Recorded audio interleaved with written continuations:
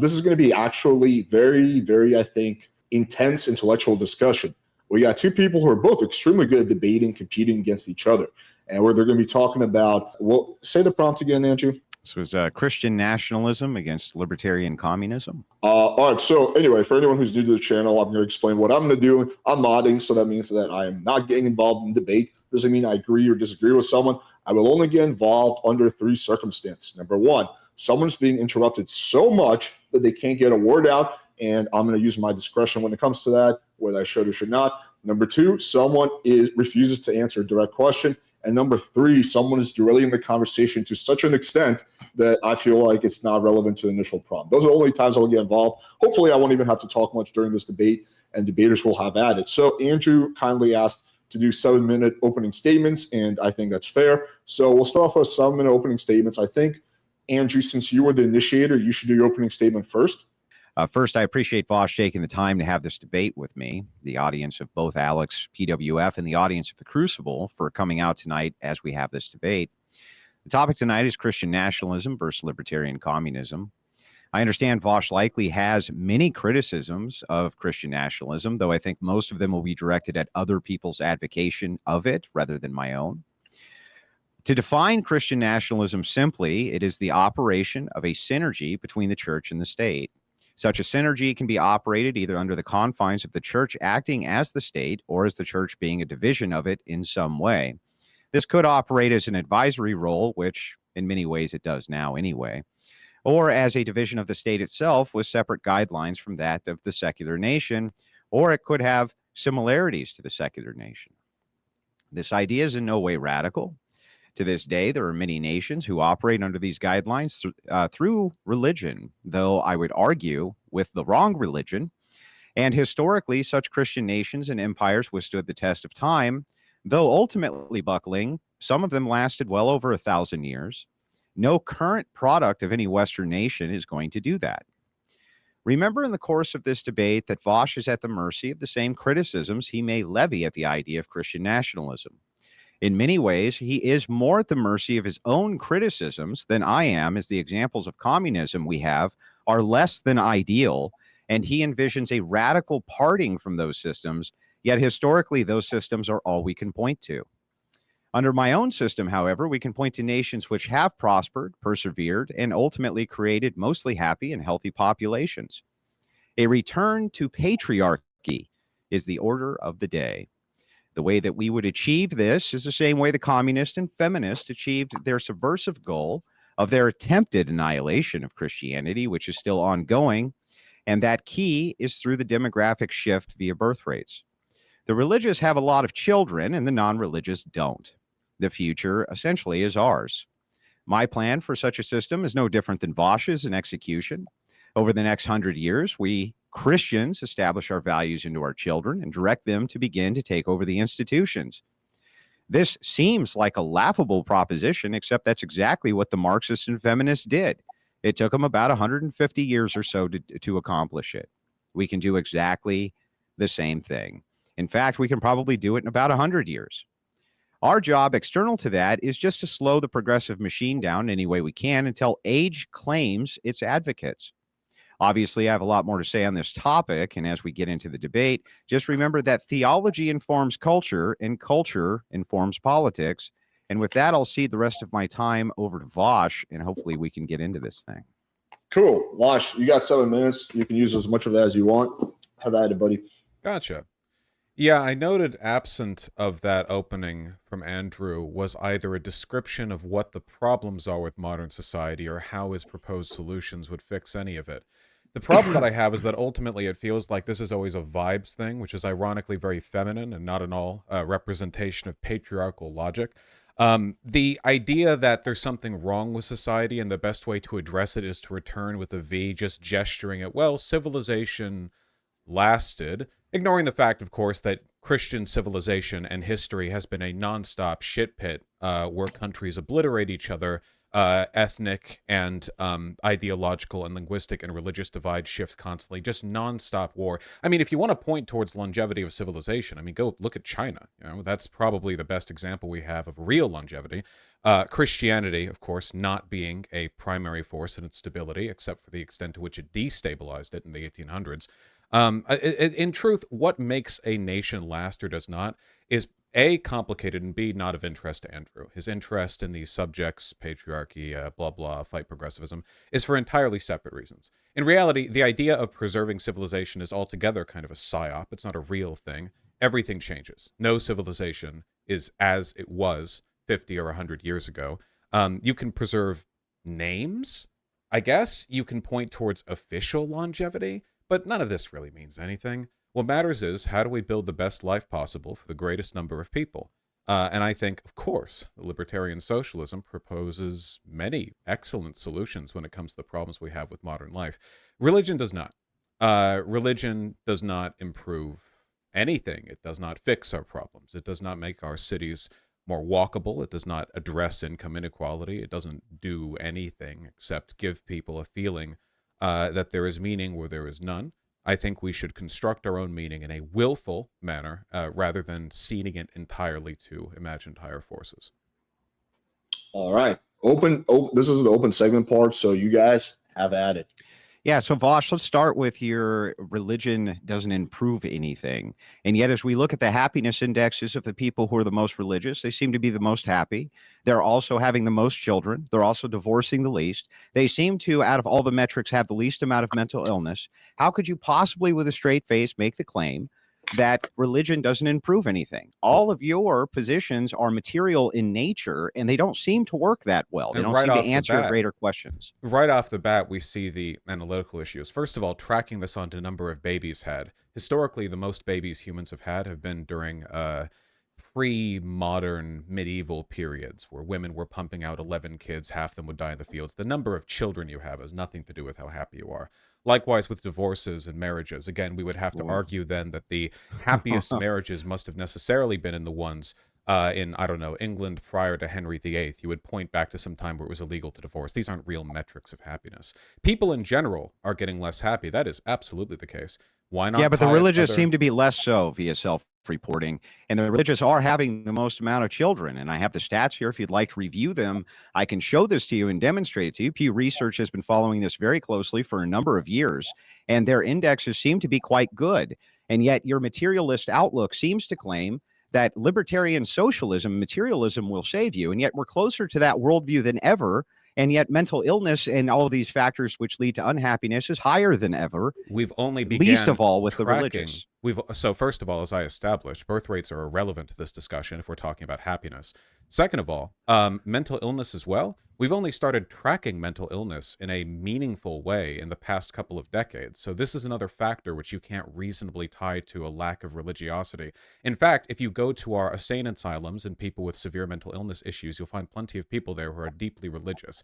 The idea that mental illness tracks perfectly onto, or even remotely, onto a lack of religiosity is just absolutely not the case. Well, how can you make that claim? That actually makes no sense. You say birth rates can't be tied to happiness, and yet if you have children, you are happier. How could you possibly say that birth rates wouldn't track onto that? Of course they would. Do you think people were like at their happiest in India in like 1880 when the average number of children had by every mother was like 8 or 9 at a time during desperate poverty? I'm asking. Yeah, this is a red herring. It has nothing to do with anything. Answer the question. If you think I have no idea. I don't think it's relevant. Okay, I have no idea. I think that birth rates do not track perfectly onto happiness. In fact, I don't think there's any relationship. Yeah, but that wasn't my claim, bro. You made really the claim that higher birth rates are indicative of greater happiness, and I just don't think that's the case. No. My claim, just so that you don't straw man it, is that women who have children seem to be happier than women who do not have children.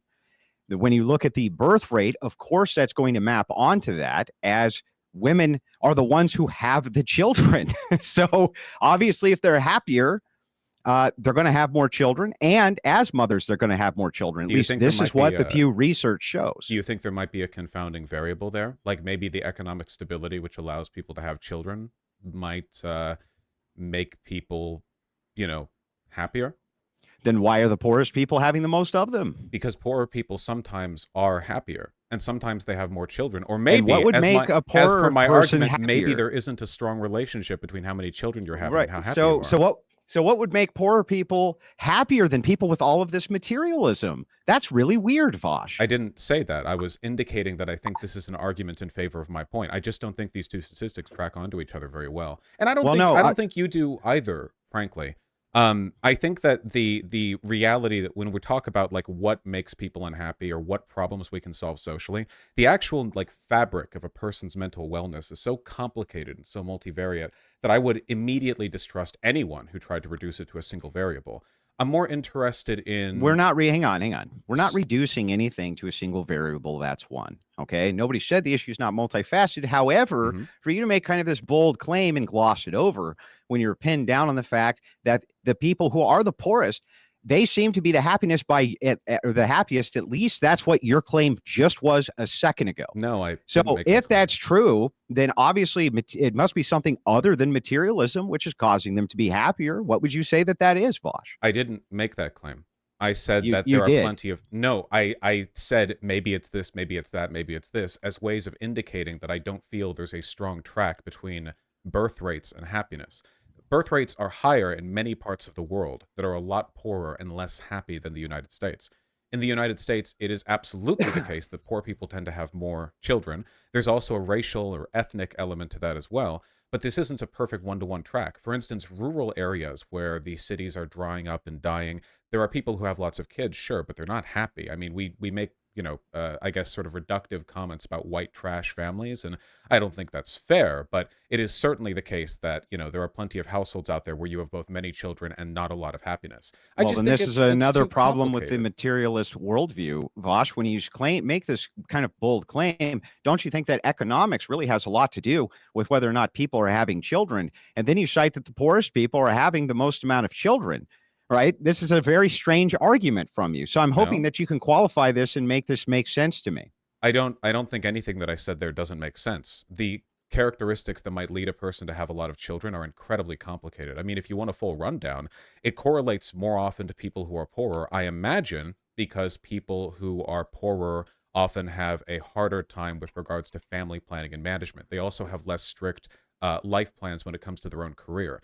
Poor They're people also who more bounce religious around, sometimes, but that most of the doesn't. time. But they're not the happiest. In fact, there's a very large degree of opioid addiction and unhappiness in highly religious rural communities with lots of children. So it's almost like your attempt to reduce these variables to some kind of simple correlative line doesn't actually work when you look at the material reality of the Okay. people Well, in this country. first of all, backing up, you and I have both agreed already that it's multifaceted, right? I'll agree that that's true, but that doesn't mean that some variables aren't far more important than others, which is why you cited an economic variable to begin with. Moving into this, when you're talking about this portion of the topic, which is birth rates, which have become absolutely disastrous everywhere, not Why? just in the West, but globally. This was all due to anti-natalist campaigning Wait, from what's leftists. disastrous about our birth rates? They're in free fall collapse, Vaush. Yeah, they've lowered, as they have in every industrialized country, sure. No, in all countries, almost all countries everywhere, with the exception of a few African nations and Middle Eastern nations, and those are dropping off quickly Yes, too. industrialized countries produce fewer children because you no longer need 8 little tykes to run the farm, of course. Well, no, that's not the only reason that we have a collapse in birth rate. It's because women are getting married older instead of younger. Now, you could They make get the an argument. education. You could make the argument that this is due to, better family planning or something like this, I suppose. But still, ultimately, if you want to keep your population high, thus keeping your economy good in all nations on planet Earth, you can't just shift around people who don't exist because the birth rate's lower everywhere. Our How do you populations are plan? still growing. No, they're actually plateauing quickly. Uh, And the last UN report showed that, but the most modern UN report on population demographics, which I have in front of me, show that it's much more catastrophic than the UN previously predicted, citing that China, and this came in from a study from, sorry, it's on Forbes. the I can link China it over to situation you. is specific to the one-child policy. I think that was very dumb of the CCP. I'm talking about here in the But West. a 500, they're talking about a 500 million reduction in the Chinese population, potentially by 2050, 2060. That's right around the corner. Okay. That's a massive population reduction. Japan, within 200 years, is actually slated to not exist.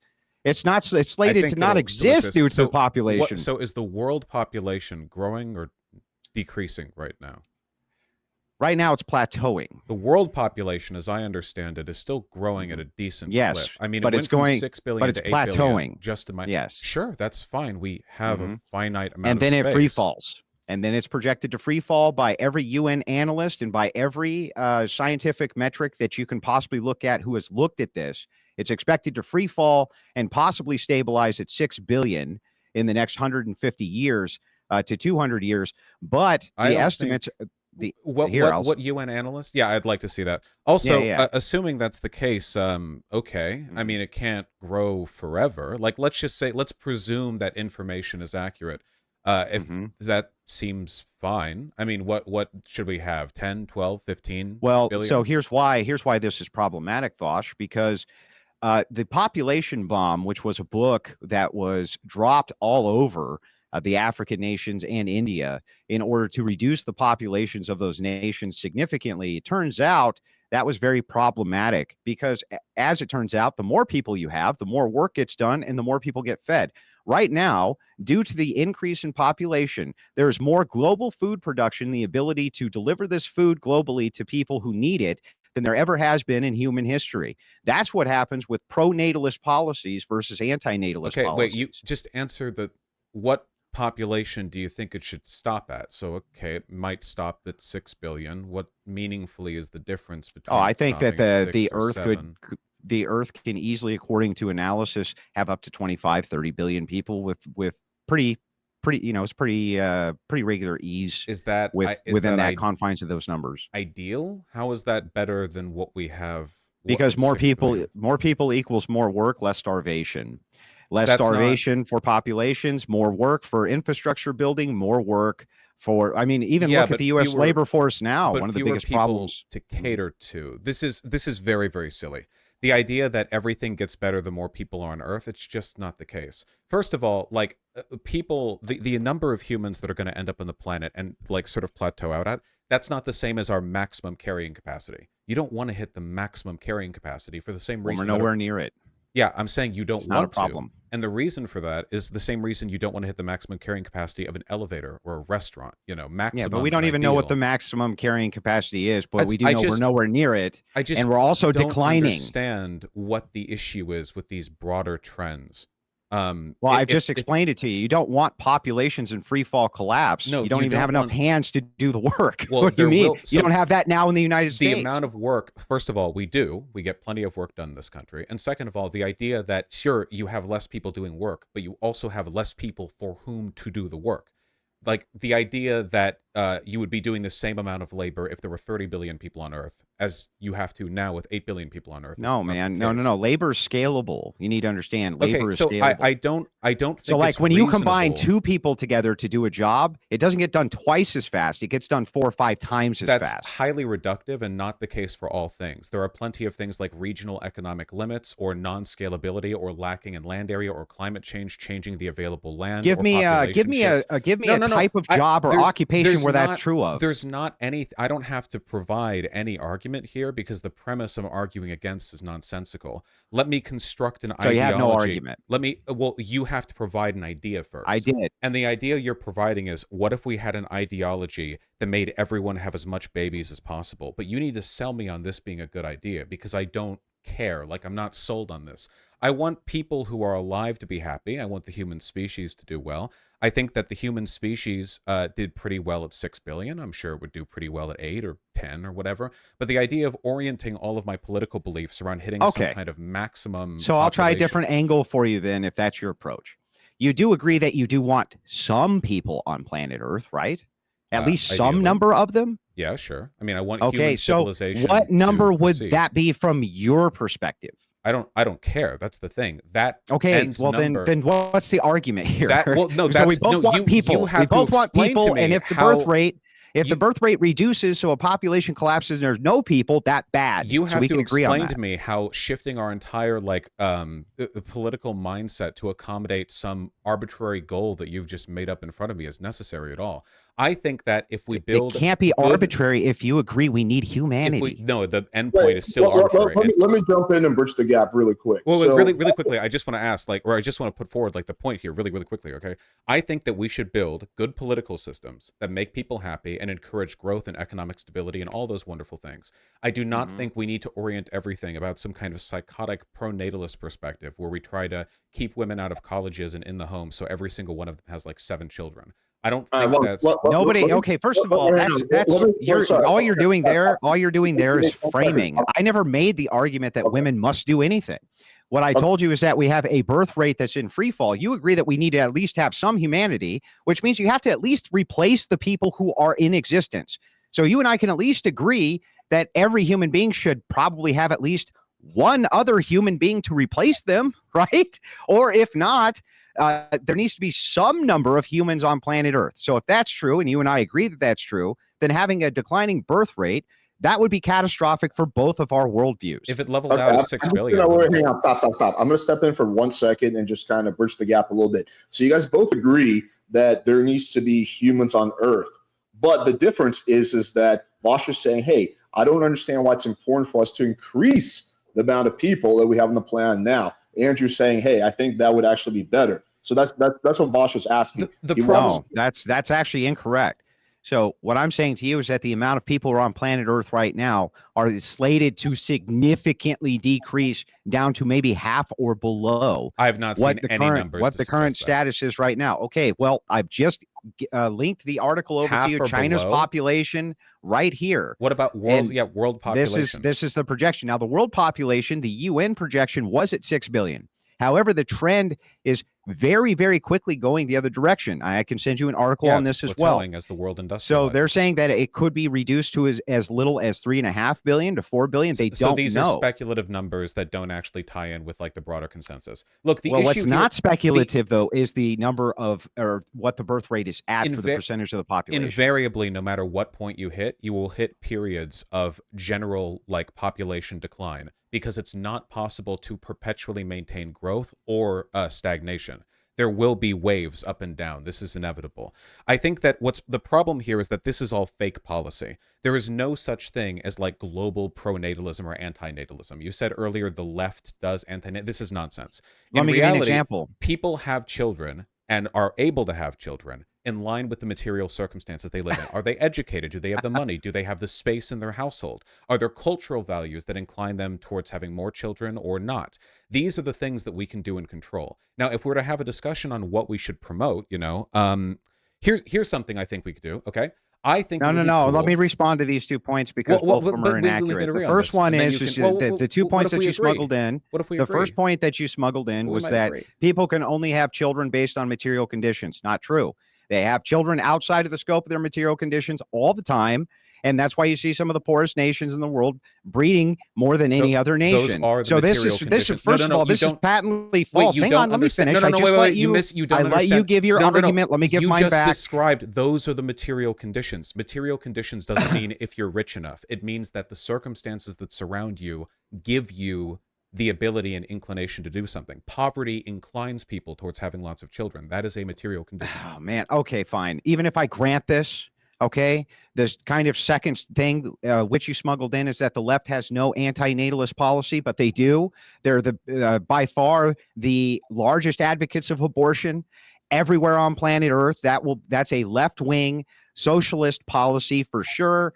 Even back to its roots, it was a socialist policy. There's no doubt that that's true. They're the ones who dropped the population bomb all over planet Earth via helicopter in order to get people to stop breeding. Yes, they have had significant anti-natalist policies. It's absurd to say otherwise. So you're saying that giving people the choice as to whether or not they want to have children, it leads to a decrease in how many children people have? First, again, this is a smuggled in premise. That's not, I'm just asking you a question. You're not giving them the choice. You're saying you can't kill your offspring. There's a distinction. No, to the be made. legality of abortion is giving people the choice to have or to not have children. It leaves out the possibility of accidentally having this children. is your bad no, worldview please, of please you making stop. the assumption No, it's not murder. Stop complaining that literally anything that doesn't immediately like pre-pack your framing into it is some kind of biased question, okay? Well, then don't complain immediately that I accept your framing as being true. Well, my framing is that if people have the option to abort a fetus, that they will have less children. I think that people should want to have the children they have.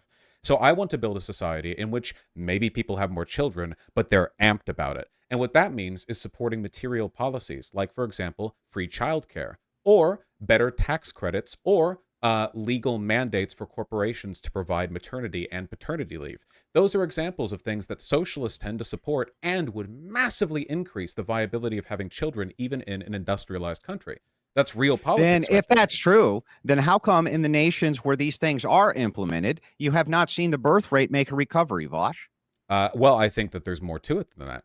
You have to give people the So then why are you options giving me policies that don't work? I don't care. They do work. Give me policies that work. They do work. Okay, well then show me how they work. Okay, where they work. Wait, do you need me to explain to you how like state subsidized daycare makes it easier for people to have kids? Why? Like it has not done any reversal to the birth rate in the nations which have implemented it. None. Wait, do you have data that demonstrates it has absolutely no effect? The birth rate. Which nation would you like to cite? And I'll give you the birth rates and that they're on the decline. Absolutely. What specific policies? Wait, hold on. They're on the decline. Is it possible they would be more on the decline if it wasn't for those policies? It's then possible. Then how do you know? Wait, no, that's however. So you confidently say you have data that demonstrates correlation. But even if it were, behavior. They don't. You say that these are the policies which would reverse the trend. They want. Then they don't reverse the trend. I can give more. So a lot of it, give more. Sure. A lot of it also has to do with work culture. Even in a society in which people are given the opportunity to have children with state mandates and subsidies and what have you, there's a huge issue of like people lose out economically on a lot by having children. A lot of this also has to do with like keeping dads in the home, right? Like if a dad takes 6 months off work, even if it's part of paternity leave, that is a rough sell economically, and it can disincentivize their future promotions. I think that we should have a culture that is much more permissive towards people not being nonstop 24/7 workaholics, because that shit kills families. Not only does it prevent people from having kids, it also fucks up the kids if they are born. This is a restatement of the same exact claim. You're giving a material position to this, and yet in the places where you have these material positions, like France, for instance, where you have a reduction in the work week and you do have these types of childcare programs, you still see the collapse in free fall of their birth rates. This is not reversing these trends. Wait, hold on. Whatsoever. One second. France birth rate over time. You use very scary words like collapse and free fall, and I just want to make sure free fall. It looks like look it up yourself. It looks like hold on 1 second. It looks like it's been holding roughly steady for decades. What? Births per Send it in the private people. chat. Let's take a look. Yeah, wait, I have it shown here. So it looks like in percentage increase and decrease, there's been like a 2% aggregate decrease since. Wait, hold on. So it's in the year of our Lord. What year is this? Wait, hold on. Sorry. 2023. Right. No, 2000. 12.7, and then right here you had down to 1. So I guess it's reduced. So as of by 2020, France was at points. 1.83 births per woman. That's not even replacement rate, Vaush. You have nothing here. Well, okay, but what's the rate over the past few decades?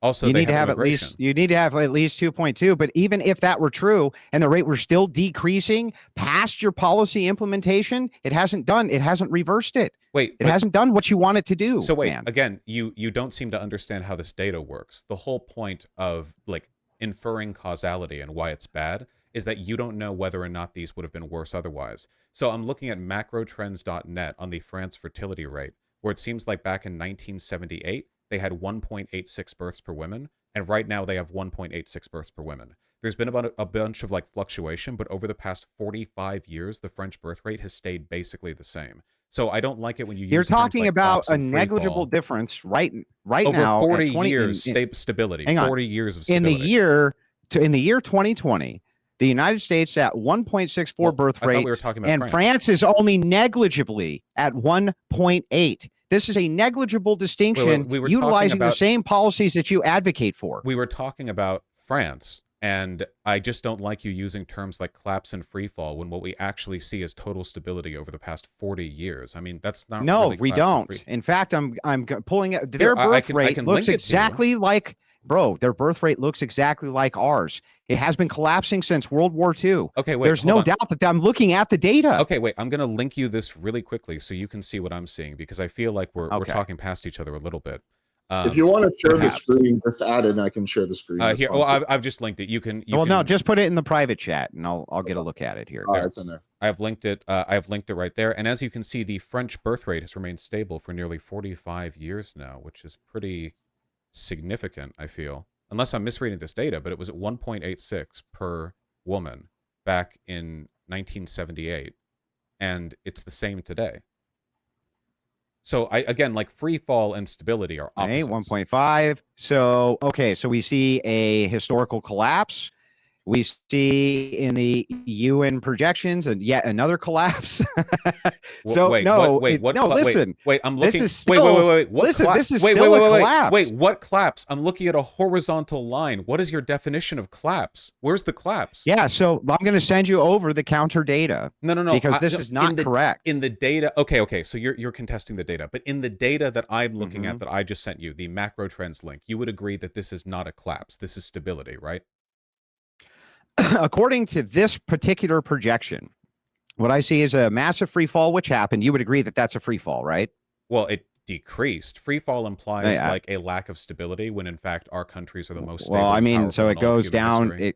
So it starts at 2.8 and it goes all the way down to 1.8. So that's a significant free fall collapse. Is like panic language. It's like woman stuff, you know? And then it goes down to one. Like okay, fine, whatever. Okay, the language, but you don't no, like the language. It's important.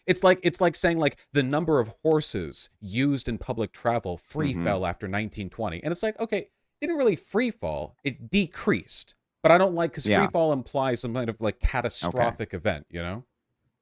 And do you see on your line graph that you gave me where it says the word current? Yeah. If you hover your mouse over there, do you see in the 2023 boxed into the red, what does that say? Minus 0.05%. Yes. Right. So it's still on a slight negative trend down, even according to your data. However, I'll give you data from the UN, which still predicts this free fall. At that rate, in 100 years, it would not have even reduced by 0.1 births per woman. Yeah. So this is France's birth rate fell by 7%. 7%. And continues to decline, according to the French National Institute for Statistics and Economic Studies. 24,000 fewer. Yeah, I'll send it over to you via the private chat. So this, I would have to dig into your fertility rates to understand if maybe there was an offshoot I just Googled it. I know that there was a significant decrease in the Western world's birth rates as we moved into modernity, post-World War II, such and such, for sure. But since then, I feel like the numbers have been more or less stable, though there is some variety. They're not stable. Wait, hold on. Okay, so the problem here is that this is a panic article. Why on earth would you ever try to assess a nation's average birth rate, but with a single year of data? Dispute the numbers. So, okay. So the way numbers work is if you want to analyze trends of stuff like birth rates in a nation that go forward and backward decades, you try to use like larger aggregate data rather than like global data. Sure, like over decades and decades. So let me give you the global data. The global data shows the population is increasing. But again, like what does the global data show about birth rates, though, Vaush? The birth rates are decreasing. The population is increasing. So can you perpetually have a birth rate which decreases and a population which increases, Vaush? No, but I don't want a population to increase forever. No, you can't. I don't. That's not an own because I. Oh my God! Did I just accidentally close the StreamYard? Oh my God! Fuck! I'm so sorry. I accidentally closed the. I thought I was closing a random link. No. We were mid thingy. Okay, hold on. Click it in. Okay, there he is. I'm sorry, I hit the wrong button. I thought I was closing a link, but it turns out I was closing another link. Hi, sorry. Okay, yes. I heard you said we were talking about the birth rate falling even if the population increases. Sorry, that was my debate tactic. Yeah, the birth rate is still falling even if the population is slated for an increase temporarily. That's fine. I'm fine with that. Yeah. But we don't actually know that the population is slated for the kind of increase Weren't we talking about France? I'm going to show specifically? this. Like, I'm going to show like this to you so that policies you could so do? that you understand the reason. Well, France was actually a sideline to this. However, you asked me for an argument for why it is that Christians are pro-natalist, essentially, I don't think and why we Christians are see that as a pro-natalist. massive problem. You can see this competes, and there is data linked within that link, which is competitive to the UN models, which shows that the UN models could be vastly incorrect with their projections. I can't really engage with a random 4-citation article that says, hey, maybe the UN and all that data is wrong in their millions of calculations and predictions. Okay, would you like it from Forbes instead? You are not going to convince me that the population is about to engage in erratic free fall. I think we should just talk about what policies we want to put forward. Well, it's not. Okay. It's objectively not happening. It is objectively happening globally. Birth rates decreasing and population decreasing are different things. You can't have a nonstop birth rate of 6 children per woman. That's not a sustainable birth rate. First of all, why isn't that a sustainable birth rate? Do you know how? Okay, are you familiar with the concept of thermodynamics? If you have 6 children per woman, assuming a modern day survivability rate into childhood, you would eventually, over the course of like a century, multiply the human species into unsustainable populations. Hey, Vaush, do me a favor and close your eyes for a second, just a second, and tell me what the first law of thermodynamics is. What does that have to do with the mass birth? You don't even know. Why would you ask me if I'm familiar with thermodynamics? I don't remember which ones are which. You don't know anything about thermodynamics. It's the equal and opposite reaction. And the... So wait, what does that have to do with like the What does that have to do with like? So you don't understand how an exponential growth in the human population? You can't tell me I don't understand something. Cite thermodynamics and then prove that you have no understanding of thermodynamics. You can't smoke a cigarette and like sip whiskey out of a skull glass and then like pretend that we haven't arisen like a problem here. You need to explain to me how you don't think it's an issue to exponentially increase the human population indefinitely. No, my ask of you was, you made the claim that this would be a problem if every woman on planet Earth had 6 children. I asked you why that would be a problem, because that's your claim. And I said, and you might recall this, I said because we have a finite amount of space, and if we do that, we would bring the human population beyond a sustainable level. Okay, so I could agree with you in theory. This is such a silly conversation. Like, we're hang on. actually arguing So I can agree about... with you. I can agree with you in theory that would be true if it was perpetual, with like, you know, this was for every single woman forever. Andrew, yes, that would likely happen. But we can't have a 6 children per woman birth rate forever. And you asked why not. Now, don't pretend you didn't say that. Yeah, but do you know why I did that? I asked you this because I wanted you to land on the number which is sustainable. Which is? I don't know. I'm asking you. What? I don't. Because you say X is not sustainable. I can agree to that. But what number is sustainable? So your argument then is that we should magically make women produce a exponentially larger number of children until we just eventually happen to hit the maximum possible amount of children or like people we can have on the planet.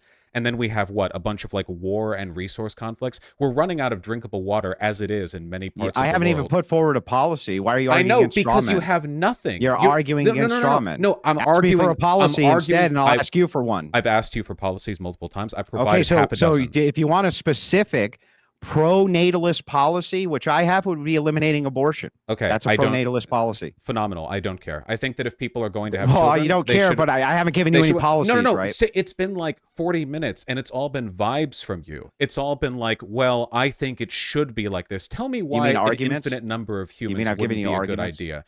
But you haven't even provided an argument for why we should just catapult the human population to the maximum possible level this planet can hold. Like, morally. Well, first of all, I didn't tell you. I didn't tell you to push it to the maximum limit. What I said to you is that what we have seen as a trend, and I would love to see you disagree with this, is that more people equals less starvation, as opposed to when there was less people and more starvation. And every single scientific study I've seen on this proves that this is true. Is that a causative relationship? Even the vegans know that this is true. Is this a causative relationship, or do you think that changes? Yes, it's a causative relationship. You're saying that even though we already have enough food to feed all humans on Earth right now, we need more people to make more food to feed more humans, so we have less starvation than the theoretically none we could be having right now? Well, first of all, there's a lot of loaded presuppositions. Can you answer there. that directly? The first rather loaded than complaining about presupposition. Don't cut me presuppositions off when every I single answer time? your question. Well, you're not your answering the question, which is the I'm problem. answering it. So first of all, your loaded presupposition there is nobody said that we even have enough food right now for the entirety of the We do. population. You just smuggled that in. No, we But do. second, I think you said it's that the earlier, didn't you? ginormous cost of human labor, which is what allows that food to go all over the world. The United States, for instance, massive exporter of food. We are an importer of food as well. Other nations are, but it's due to the fact that we can export and import. You can get things like salt and pepper and all of these other different things. So how do you think salt mines work? How do you think food is gathered? We already have food. You're arguing that we need 30 billion people on Earth in order to get things that we already have. Well, we would at least need to sustain the current population. We can. We have enough to. Well, then why is the birth rate going down, genius? What? I'm sorry. Wait, sustain it. Wait, Andrew, I sincerely want to know, what on God's green earth are you arguing right now? I genuinely have no idea what point you're trying to make. You said to me, why is it that we should keep it sustained? So I tell you why we should keep it sustained. You say we have enough workers and food right now. However, if the birth rate's too low and the population goes down, we won't have those workers, right? The population is currently increasing. And hang on. And it's slated to do what soon? Which way? Up or down? Some people say that it's going to decrease, which would happen if we hit the maximum population as well. You realize that if we had a gigantic... Wait, please, I can't listen to your irrational rambling for that much longer without arriving at something that even resembles You mean completely rational arguments you can't refute? No, not even remotely. Yes. So you realize that even if we had a gigantic population boom and we hit it and we plateaued at, what, 35 million, there would still be constant fluctuations in the overall population, which would have their own economic cycles, crises, and rejuvenations. Stop trying to shift the topic. We were exactly where we... Wait. So you asked me about lowering... You said, we have enough people now. Here's Vaush's exact words. Here's Vaush's exact words. You're saying all we can sustain right done. Stop cutting me off, Vaush. Andrew, let me finish, and then you can talk. You cut me off. You're saying that all of this you tell me when to be done. You give me the signal for when you're done talking, and then I will go ahead and refute what you're saying. All right, it will be a while. So you're saying all of this needs to be done to avoid the problems associated with population decrease, but that would also happen even if we hit the maximum carrying capacity of the planet, because population fluctuations are an inevitable part of all human civilization, depending on a variety of internal factors. So we would never even be fully rid of the problem of the population occasionally decreasing. That's one. For two, you've made the argument that we need more people to feed more people. This makes absolutely no sense. We have enough resources on the planet as it is, and we're going to run into more resource issues the more people we have. Because in addition to climate change literally eating up millions and millions of square miles of like arable population-filled land, we also have the broader problem that these are not like problems we need to solve right now. We already have the resources necessary to feed as many people as we want within our own population. If you want to increase the population, again, this isn't like a policy first issue. If you want, there are policies that you can promote, and if people are happy and feel like they can, maybe they can have more children. But the idea of like, we need to drop everything right now and change everything. No. Wait, I said I'd tell you. The idea that we need to drop all sensible policymaking and forget about socioeconomics as a concept just so we can pursue this arbitrary goal of inflating the population, creating, by the way, massive resource conflicts, because quadrupling the human population within a century or two would inevitably lead to massive conflict, because those gains would not be distributed evenly across populations, people with different territories that wouldn't be fully settled. So we're causing all these problems for what? If you want to ban abortion, just say ban abortion. Like, don't... It's like already earlier, have. Well, but now back to my argument. No, wait. I didn't say. Wait. You said discipline. Are you ever going to give the signal? Discipline. Well, I told you. Take a while. Discipline is being a man making promises and filling to those promises. Okay, so you have to wait a bit longer. Earlier on in your opening statement, you whined about the left and feminism. Just a gish gallop, Vaush. Let me respond to your point. Well, so hold on. Listen, you said, and this is ridiculous. Your initial argument was Christian such. Conservatism. Then Hang just on. talk Your about initial Christian argument conservatism. was such. What you said was this. You said, we already have enough people to sustain. You just made the argument again, by the way. We already have enough people to sustain this, and we can deliver global food because there's plenty of food right now with the current population we have.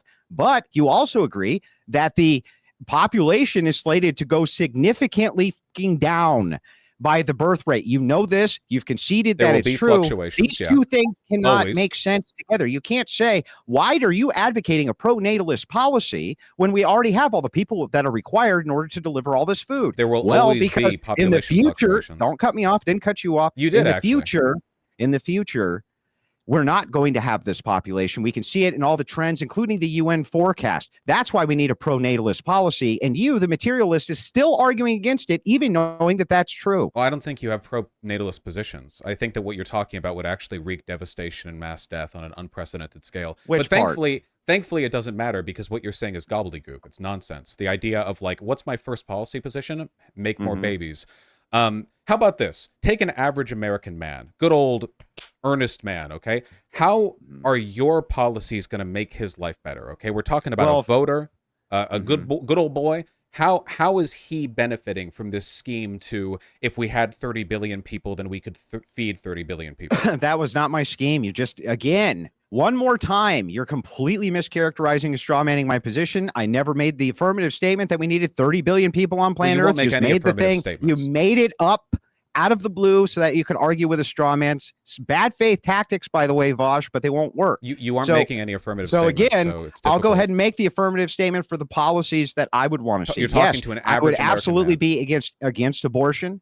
That would be a number one, and that would be a pro-natalist policy, not an anti-natalist policy. You haven't made an argument for how that would be anti-natalist. That's insane. And then how this would benefit streamline America is we need to have workers ourselves here. We need to have a replacement rate for our own population in order to sustain itself. Other populations, which we recruit immigrants from, they're also in free fall collapse. You cannot, and you might take issue with the language, but they're in at least a birth rate collapse. You can't endlessly take from other populations, which are also in collapse. This is a serious and significant global problem that needs to be addressed. It's beneficial to everybody to address it. Also, if you're just looking at the simple metrics for women, women are happier with children. Across the board, this is true. They are happier and report their happiness level as being higher with children. There's no study that shows otherwise. Is that a causative bit of research there, or is it just women with children tend to be happier? Is it causative or correlative? Do you know the difference between the two? Yeah, but what are you talking about? Is it causative or correlative? In this particular case, according to Pew, anyway, it looks like it's both. It's causative and there's a correlation. Okay, can you tell me what the difference is between a causative and a correlative? Yeah, one causes and one's a correlatory. There's lots of correlatories, but correlatories can be part of a cause too, Vaush. Okay, so what in the study indicates that they, in Pew Research polling, this is extraordinary. I've never heard that Pew Research because polling they ask them before you had kids, were you happy? And they went no. And then they said, well, after you had the kids, were you happier? And it wasn't due to the kids, and they said yes. That's how. Okay. So, quick question. Do you think it might be beneficial to the happiness of those mothers that they actually chose to have those kids? Like, do you think that a mother who was forced to have a child might be less happy with that child because the abortion was outlawed? Well, that's not force. That is forced to have a child. Right now, no, that's not a mother force. Can choose to stop complaining about the framing. Do you not understand? Then stop being lying forced about to have the a framing. child? It's not forced. Please, tell me how it's I'm forced. sorry. Listen, I live in a world of facts and not feelings, and the idea that the state preventing a woman from having an abortion is not forcing them to have the child is just lunacy. I'm sorry. I don't subscribe to your feminine Christian delusions. Then you need to explain how it is. No, because it's force. It's a reframing because you want to argue about abortion, and the God's honest truth is that I just don't care what your opinion is on it. I want you to answer the question. Do you? I already answered your question. It's not force. So I reject the premise. That's not the question. Do you not understand how a woman who has been forced to have a child, as opposed to choosing to have a child, might be less happy with having that child? I've already answered this twice. It's not force. That's not answering the question. It is answering the question. With the framing. That's not. Okay, if it's not, then you literally can't. The fact that you wait. When the moderator talks, just everyone be quiet. I'm just going to go right ahead, Alex. So the actual question, you don't like his framing of using the word force, which is fine. But the point Vaush is trying to make, don't you feel that babies whose parents didn't really want to have them are going to be more suboptimal to parents whose babies did want to have them? That's actually a larger point. That's the question he's trying to ask you. Okay.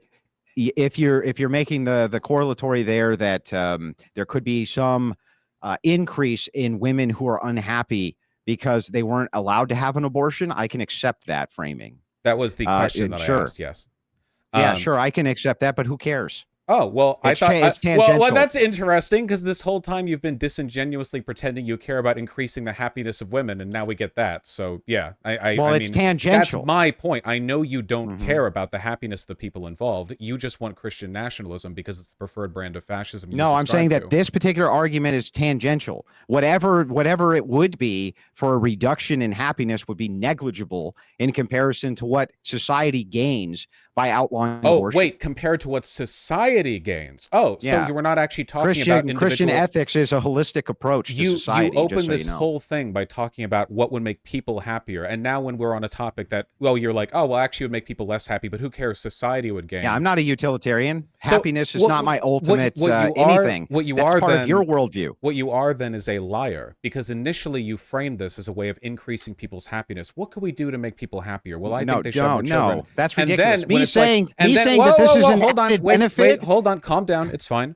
And then when you're It's like, an added benefit, Vaush. and then when after much prying, you acknowledge that there is an element of forcing birth that would make people less happy. You're No, like, there's no element of forcing birth. You're like, well, actually, I didn't really care about that. I know. This is why your ethics are ungrounded. Your axioms No, my ethics are floating the up in only ones air, which are untethered. grounded. Tell me, what's a util? What? Hold on. What do you want to maximize for? I'm not a utilitarian. So wait, what do you want? For me, for Christian ethics, that would be a sequence of duties and overlap in virtues. Okay, and making people happy is not one of those duties and virtues? I just said there's overlap. Overlap. Okay. So what are they? Like just all out of ethical systems curiosity. have overlap. Like a utilitarian such as you, there's overlap with duty, correct? It's not a matter of overlapping. Making No, people it's a matter of happy is an overlap. axiomatic value. Wait. It's an axiomatic value that there's no duty for utilitarianism? I don't know what you're referring to when you talk about duty. Utilitarianism isn't very purgatory when it comes to stuff like that. Duty, it's about It's maximizing not. for Then tell me certain what a util axiomatic- is.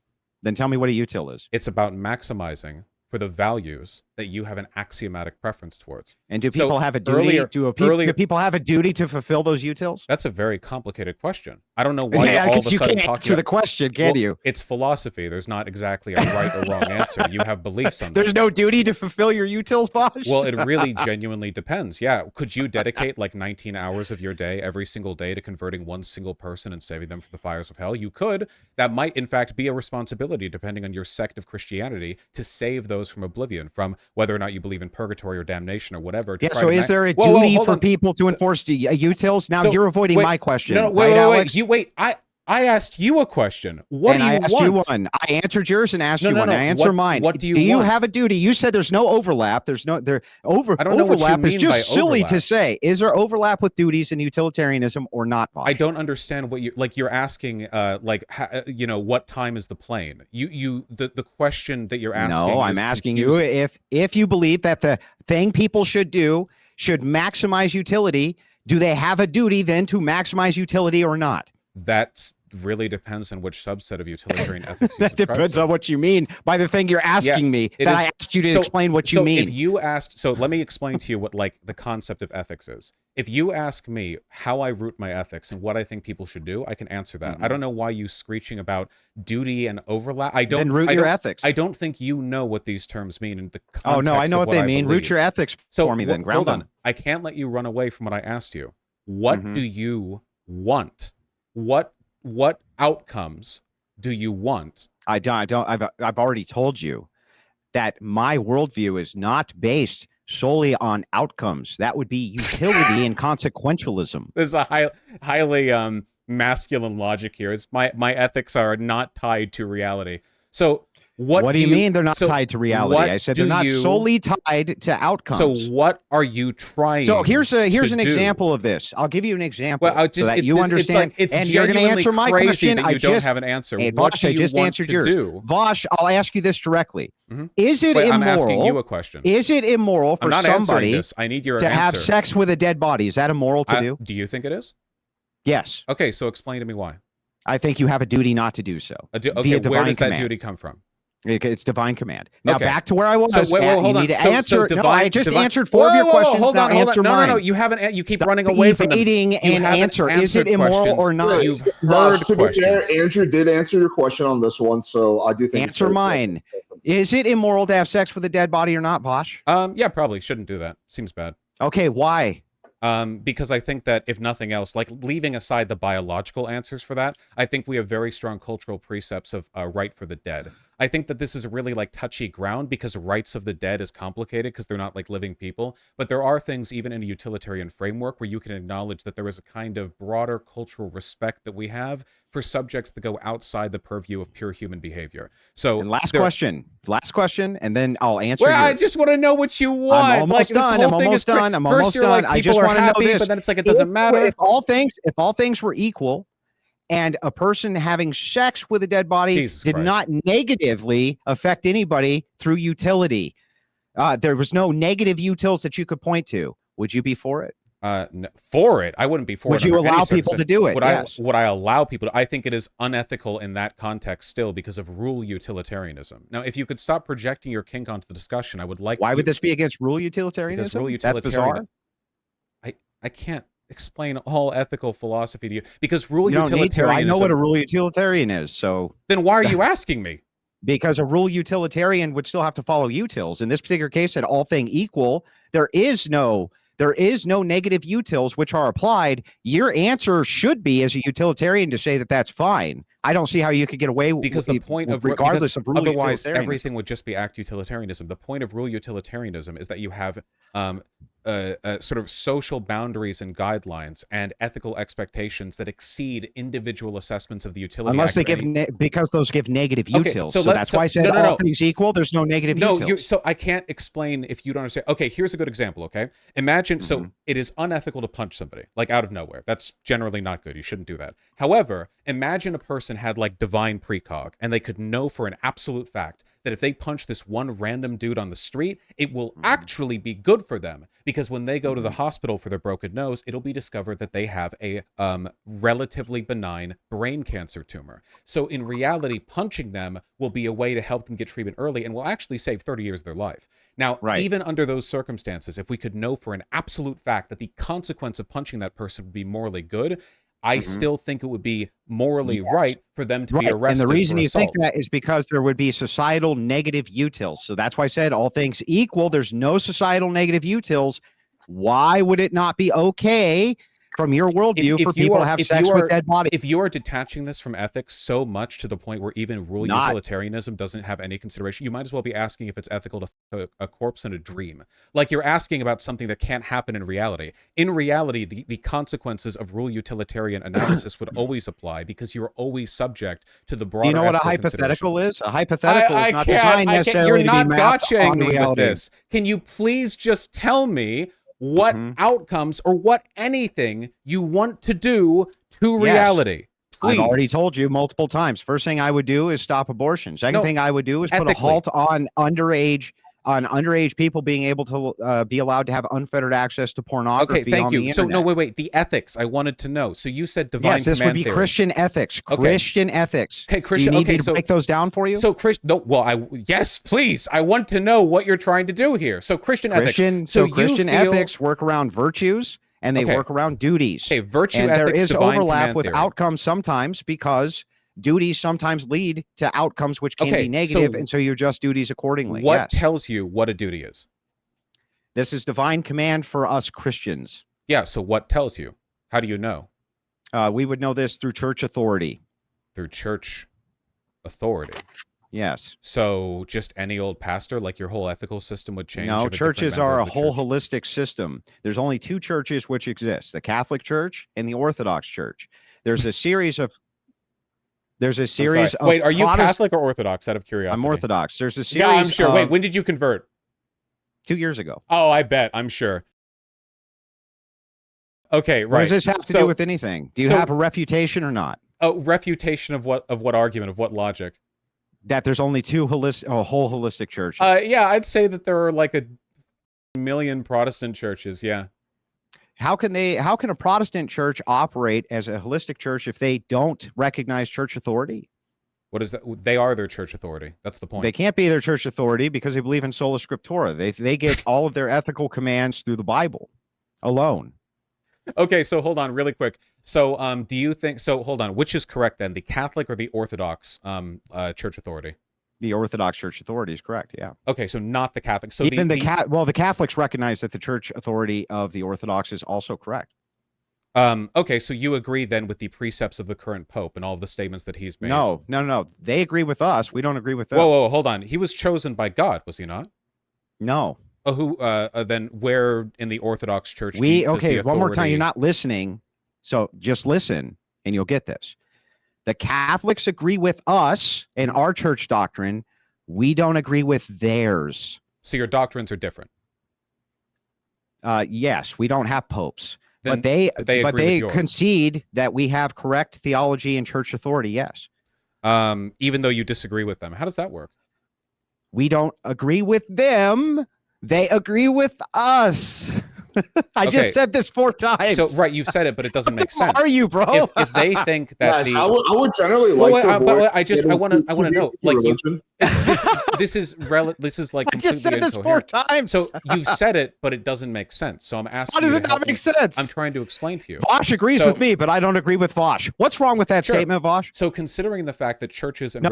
What's wrong with that statement, Vaush? Trying to answer my question, Vaush. Stop pivoting from every question I ask you. I just answered all of yours. Come on. If you get so triggered, we can't even talk. There's no point in talking. Bro, right? you just pivot. We finally stop pivoting. after Wait, years. Stop pivoting. Let him finish answering. Let him finish Won't he answer? You won't enforce him answering mine. Only me answering his. It's hysteria. So enforce him answering mine now. Hang on. I literally did that like 10 I just want to minutes ask ago. a question. I just have innocent. Let's just let him ask his question. I promise you. After that, if he doesn't answer your question, I will force that as well. Ask Vaush. Why does it make no sense? Sure. Yeah. Because churches, and I know this for a fact with the Catholic Church, not only are there like different groups of the Catholics, right? It's not just one group, and there are groups of the Catholics who don't agree with the Pope and this, that, the other.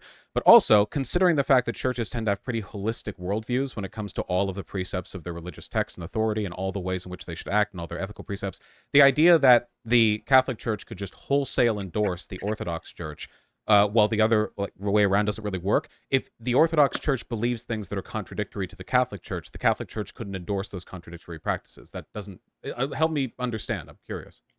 They agree with us on what, and they agree with our doctrine. We do not agree with their doctrine. So it's like Vaush saying, "I agree with everything Andrew says." Okay, but I'm still going to live my life and I would never say whatever that. Differently than how Andrew does. Okay, what do you disagree can with still the Catholics on? both of these things can be true at the same time without any problem. Now back to my question. Wait, what do you disagree with? Now the it's my Catholics on? Now it's my turn. I just want to know. I've never talked to a member of the Orthodox before. I just answered your question. Now, Vaush, let him ask the question. I have to catch up on my religious history before I can challenge these big brain points. But go ahead. Now, kind of back to my question. Yes, there's only 2 churches which have actual holistic views. So Protestants, generally speaking, do not, and they actually concede that they don't because they can't.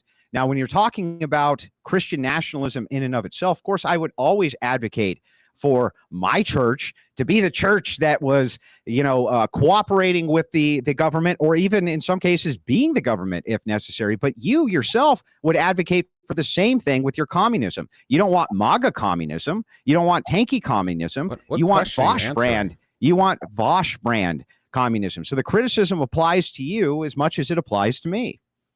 Andrew, is there a question there though? I have no idea. Okay. So the question becomes: is that not true? Okay. That different people have different ideas. Yes, I've noticed that happens sometimes in my day-to-day life. So you would advocate for your brand of this. So whatever criticism you want to give me for the fact that there's tons of sects of Christianity, this also is true of communism. You have to contend with that as much as I do. Well, there aren't any sects of communism. There are different ideas, sure. But I guess my curiosity would be... What do you mean they're not sects? What's a sect? I think that sect is a religious term, is it not? Does it just refer broadly to different groups of people? Because if that's the case, sure, there are plenty of sects of communism. Okay. Yeah. Gotcha. I assumed it was a religious connotation. I don't know what this was in response to. I guess the issue is that I still have no idea what your fundamental ethical basis is. I think that the human... What is Christian? Then tell me what Christian ethics are. How the f should I know? All of you have different ideas. You're all completely incoherent every time I talk to a Christian. So I have no idea. I will never know. I don't think. I asked you and you got mad at me. So I feel like no, I didn't get mad at you. I explained them to you. So okay, where does your divine command theory come from? God. Okay, how do you know your God is the correct one? Well, regardless, even if I was wrong. Let's just assume for a second I was completely wrong and my God was not the correct one. This really doesn't change the question of Christian nationalism and whether I think that both the results and the things that I want to see in society would be correct. So regardless of, even if all of the beliefs from which I derive divine command would be false, the integration with the state would still be what I would advocate for, just like you, the communist. Even if your beliefs are fundamentally false, based on nothing more than your ideas, you still want to integrate them and see them in society. So we're not here to have a religious debate over whether God is real. We're here to have a debate over whether or not Christian nationalism is something that can even be done. I propose that it is, and I propose that the ideas are better than your communist outlook, which we're much closer to than we are a Christian outlook. God willing, inshallah. Yes, of course. So again, how do you know that your God is real? Like, how do you know that you have the right set of moral precepts? What is that? If you can tell me what this has to do with the topic of the debate, I'll engage with it. It's literally the foundational position of your entire ethical system. Okay, well then how do you know communism is true? Okay, sure. I mean, we can talk about my ethical system. So, as a utilitarian, I believe in maximizing a set of axioms that I've arbitrarily determined to be things that I prioritize. I think that you could use. So you don't know it's true. I don't think you can make metaphysical assessments. Well, then why are you asking me what's true? Because I'm not making a determinative statement about my metaphysical beliefs. Is anything ever true? No, wait, hold. Well, I mean, that really depends on what you mean by true. But you're the one making. Can you know objective truths? Can you know something is 100% true? Can you know that? It really depends on the definitions. You'd have to define all of your terms. But also, you're the one. The legitimacy of your claims sort of rests upon the idea that your moral beliefs, your duties, your precepts, your obligations, or whatever, are ones that I should respect. Whereas my axioms are things like human happiness, which I challenge you. If you don't respect things like human happiness, I would argue that you don't even have a right to be dictating policy for anybody, because you based are on what? anti-human. You just said that your system is arbitrary. So why should I respect an arbitrary system that doesn't even claim to have any sort of command other than what you come up with out of your own brain as a preference? This is like you getting upset with somebody else because you're arguing that their decisions aren't even made by the invisible friend that you have. Like, this isn't a battle that who are your decisions made by? You? So do you believe that human happiness is a worthwhile goal in terms of maximization? I think that happiness is something that should be adjusted for, but it's not the primary duty of people to make other people happy. Adjusted for. Okay. So do you think that a world in which people are happier is a better world than a world in which people are less happy, all other things being equal? If all things were equal, I would say that if you had a happier population, that would be better than not having a happier population. Yes, than a less happy population with all things equal. Now, let me ask that question back to you. Okay, if all things were equal and people prospered, but they were less happy than a nation that prospered less and that nation was happier, which nation would you prefer to prosper? Which one would you prefer to live in? What do you mean by prosper?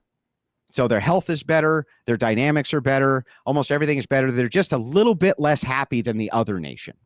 A little bit less happy? Yeah, just a little bit less. Well, I feel like those things would kind of be factored into the happiness. But if you're arguing like people are, I just said all things equal, Vaush. I answered your question in good faith, answered mine in good faith.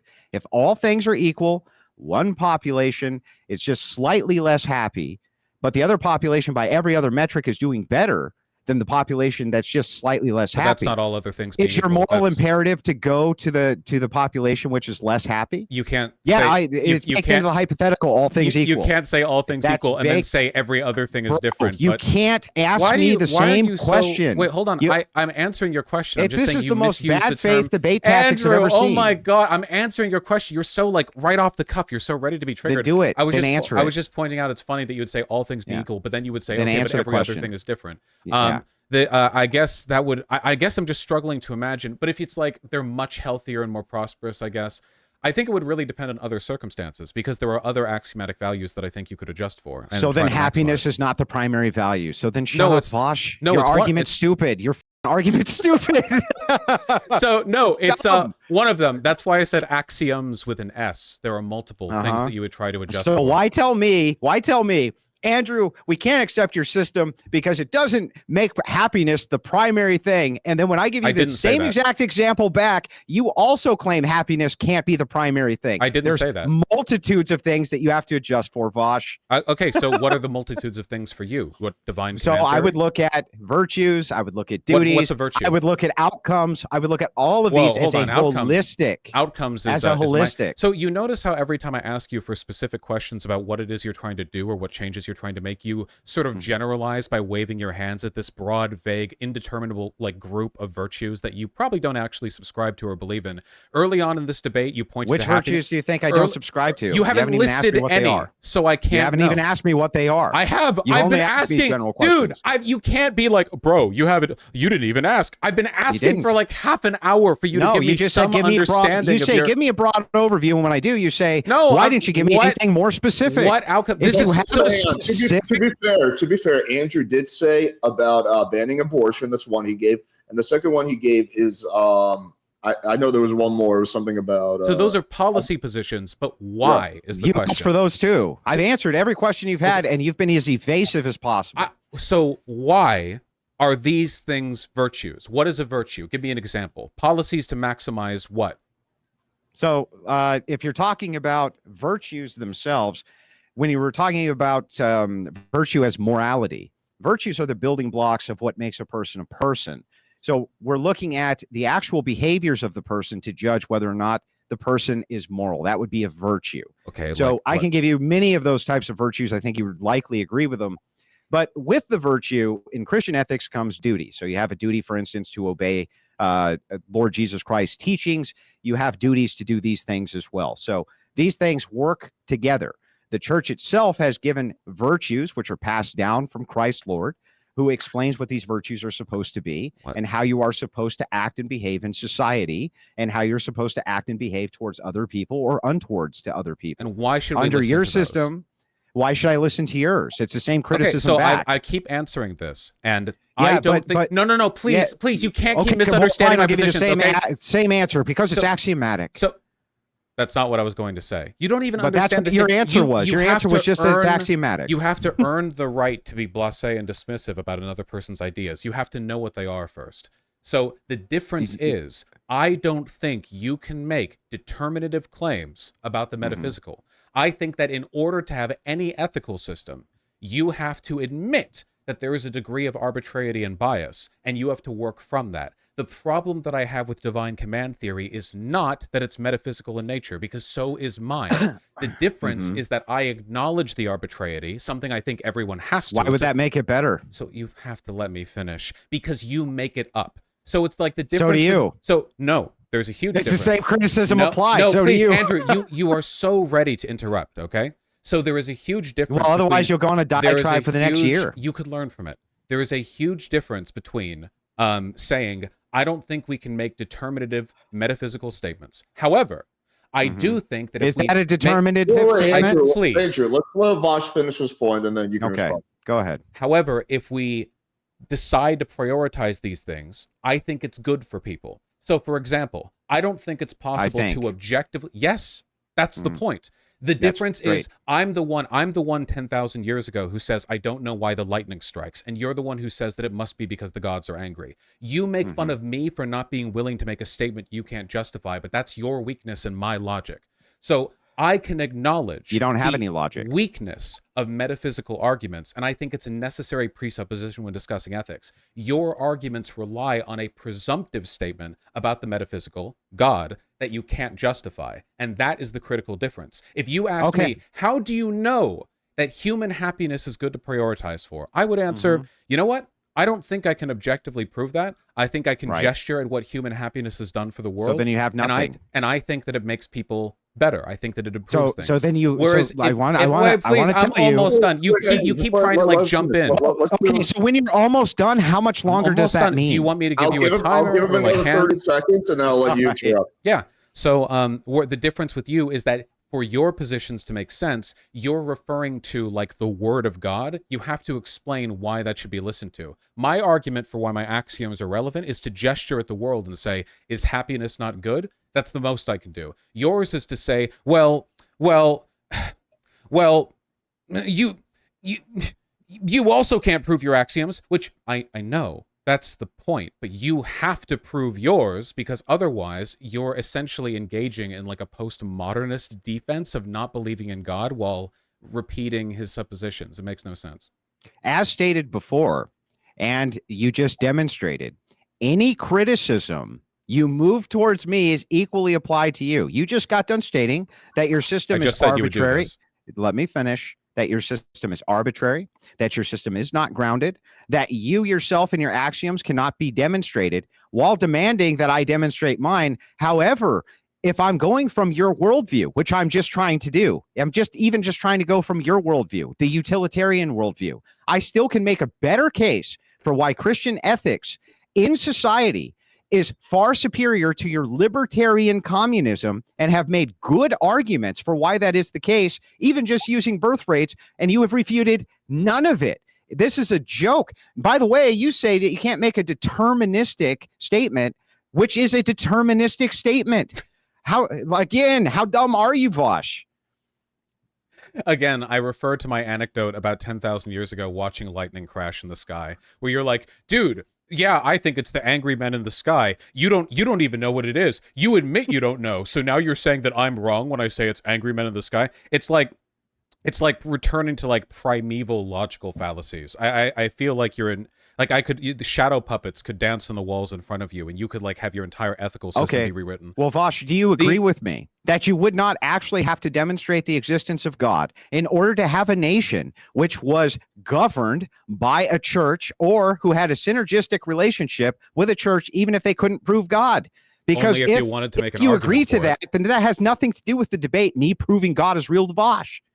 If you want to make an argument for the existence of that state, then yeah, you kind of would need to, because why else would I care about the responsibilities laid out by Christ? Why would we care about the responsibilities laid out by utilitarians, which are arbitrary and can't be demonstrated by the utilitarian's own mouth? So again, I don't know how many times I can keep explaining this to you, but you seem to have a fundamental misunderstanding of what a prescriptive meta-ethical statement is. You know what I think? Hold on, because this could go on forever, and like the whining of Christians is fun up to a point.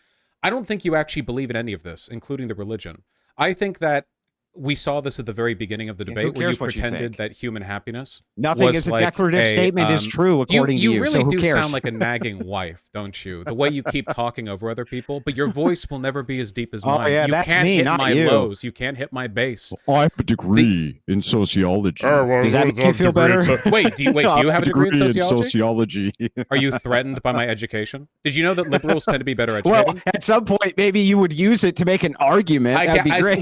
It's like I'm trying to explain sociology to like a monkey, and it is true that my degree is failing me somewhat. So I can't convince you that you're meta-ethically retarded. Let me try this, okay? That's because you don't know what you don't know what meta-ethics are, right? I agree. So it's like you'd have to do too much work to begin with. The problem ultimately is that you don't believe in anything you're saying. If a person actually believed in Christian ethics, there are a trillion things you would care to fix about the world. The cruelty and graft and vice and sin, the hatred and misery. But you are largely fine with this. That would require people. Hold on. That would require people. Hold on. Andrew, he made a very strong statement. Let's let him try to explain what his reasoning is. Go ahead. See, I know Christians. A lot of my extended family are Christians. And I know Christians communists too. Oh, you literally cannot help yourself. Go ahead, Vaush. And a lot of them, when you talk about what is sin, what is of concern of Christ, there is so much misery in this world. But I've seen your politics, and I know what you believe, and you just believe the same shit that like regular fascists believe, more or less. Like the Christian conservatism thing is often like promoted by people with a very low investment of Christianity. It's the same way that fascists wrap themselves in the flag before making. Now I'm a fascist. Your name was Big Papa Fascist. Yeah, but you also know that was a debate handle. That was explained to you. And Okay, you know gotcha. That was right. Yeah, okay. Yeah. The Christian, wait. The Can Christian you tell me what fascist policies I want? The Christian nationalism angle. No, is you just can't make the claim I'm a fascist, and you claimed I'm a fascist. Oh my god, dude! Is this going to be every time I talk for more than 5 seconds? Like I can let you talk for a while. I admit I'm talkative too, but like holy shit. I don't think anyone who is genuinely motivated by the word of Christ could ever have a conversation like this and be like, oh, you know what I would change? Abortion. Like, there are so many trillions of things. A real Christian would be outraged at, like, Donald Trump's presidency, for example, because he's one of the most flagrant grifters and most openly anti-human individuals to ever occupy the office. But it's always like, oh, so what angle are you going to bring? What Christian angle are you going to bring to governance? Oh, the exact same stuff every other right-winger does, with very little emphasis on what is or isn't Christian. So no argument. So how but about back to what I'm asking? So hang how on. about no. we How about you away answer now from the for your meta-ethical, accusation? And You need to answer for your accusation now that I'm a fascist. What if we just Can you tell me what fascist policy I endorse? What if we just talked about the policies? Real quick, Andrew, No, he needs to answer, Alex. Hang on. I'm going to do that. I'm going to do what you want. Do you want to move off the previous point? Well, first I want I'm asking Vaush to do. He made the qualifier. He claimed I was a fascist. So, I would like you to give me the list of fascism that you go by, and then what we'll do is we'll go one by one and see which one of us is more fascist. Notice how he wants to. Well, hold on. Notice how, like, he gets triggered by one Notice word. how Should he I say? made an And accusation and can't back it up. He can't do it. He, like, in a broader point that It I'm was my making turn to talk, about Vaush. the political positions Vaush, and remember what how it was my motivates turn? them. Vaush, to be fair, I did let you talk for a while. Sure, well, I'm trying to move the argument forward. Yeah, It's so all I that's my want to turn. do. And he's Now it's trying my to turn, dredge Vaush. it in I know, indefinitely. and I'm going to move it right after we get through this. But to be fair, he did make that claim. I think He did make the claim. So Vaush, you make the claim. Sure. And what you do, Okay. you Yeah. do Really this- quick. Yeah. Vaush, Sure. it's my turn, Hey, Vaush. Andrew. Vaush. Andrew. It's Yes, my turn, I'll answer. Vaush. I'm answering. Yeah. Let me finish my question. I'm trying to answer your question. Hang on, Let Andrew. me finish So, it, Vaush, and then you can answer it. This is so stupid. So one more time, I'm gonna mute both of you. hang on, Vaush, you often do this Hang on. during debates where you make these. I'm muting both of you. Okay. I'm sorry. I hate doing this, but okay. So, Vaush, you did make that claim. It's a pretty strong statement. So I think Andrew is within his rights to ask for clarification of why you want that. And after that, I promise you we can move the conversation forward. Okay. I'm muting both of you. Go ahead, Vaush. Am I back? Yeah. It's good to be back. What was the So wait? why- What was the question? Whether or not he's a fascist? Andrew's asking, why do you think I'm a fascist? What are the things that make me a fascist? Oh, well, literally, he called himself Big Papa Fascist. But if you want, like, an actual, like, I don't know, reasoning beliefs, I would say that being, like, a political advocate for Donald Trump or the Republican Party would count towards one. I think also, I'm pretty sure, like, I didn't expect he would, like, pretend to be offended over this, because we both know perfectly well he fits my definition. But I'm pretty sure that literally every time I've seen him make any prescriptive statement about politics, it perfectly lines up with what a fascist would believe in. So he's, like, anti-immigration. He makes statements about, like, the Western nationalism and, like, the white birth rates declining. He talks about, like, a need to get rid of degeneracy and imposition of, like, far-right conservative politics as a way of getting. So he's, like, nodding along with all this. This was just a waste of time. He just wants to, like, filibuster before we get to the actual. Why are those fascist? Oh my policies? God, dude! Do you want to, like, get You all don't the get way to back to the pivot. definition What of I fascism? want you to do, because you've done this. I've seen you do this several How is times. this a in debate. policy? Well, it's my how turn, is this, Vaush. what does why I just mean? let you talk, Vaush. My turn. Really quick, Alex. It's was my it not turn. true Not that really after quick. It's my Alex, turn. After I Hey, answered hey. his question, didn't we move on? Did I not just No, answer it's his my question? turn. Vaush. It's my you got turn. you let him ask one or two follow-up questions. It is a fair question because you did make a I pretty answered strong it. So those all meet my standards for when I He would call doesn't someone a want to fascist. allow me to. He doesn't want me to speak. Let's at let all. Andrew ask one or two qualifying questions, and then we can move on. I think it's only fair Vaush, because you go by a list for what you consider to be fascist. Would you be willing to pull up that list and compare them with me 1v1 so that we can determine which of us actually follows more fascist policies than the other? Dude, I Or thought the advocates whole for them. point was moving. This is like the hardest anyone has ever filibustered while talking to me. I'm sorry. In that broader point you made, you call me a fascist. Here are 17 examples of you being fascist. Can you explain to me how every single one of those is fascist? If you want to, like, indefinitely henpeck back and forth, I guess we can. But I consider this a concession on everything regarding Christianity. I don't give a shit what because you consider a concession. Are well, you willing I to do that or certainly- not? Just say certainly no, I'm It's not just- willing to do I just it. think it's funny that you get very. I just said I willing think it's to do funny it. that you can make accusations and then you won't back them up Like, because you're a coward. You get really angry whenever yeah, I you're like. a coward, bro. Whenever I poke you, I've already actually Andrew, I've already make said I'll the do argument. it. I've already said Then do I'll it. do it. Then do it. Okay, so let me Stop finish fucking what I was around saying. and do it. Stop being a Dude, wuss and do it. He's like trying to alpha male me. He's like, after an hour and a half of being talked over, time for me to bring out my big Tate pants. Are you gonna do it? You want to not be a coward? You're do still it. not doing Grug, it. For can you You're can still you like evading. project your Vaush, brow forward? It is a fair qualifying question. So Alex, the problem is Sometime today, Vaush. so Alex, just to be Hang on, clear, Andrew. what he's suggesting is that for every in a broader point that I was making about him not believing in Christianity, which he doesn't. He gets upset that I call him a fascist when he literally self-labeled as a fascist. Where's that He list? said, hold on. He asks, hey, can you qualify that? I then list like 12 things that I say are fascist of him, which he nods along to all No, of you them. didn't.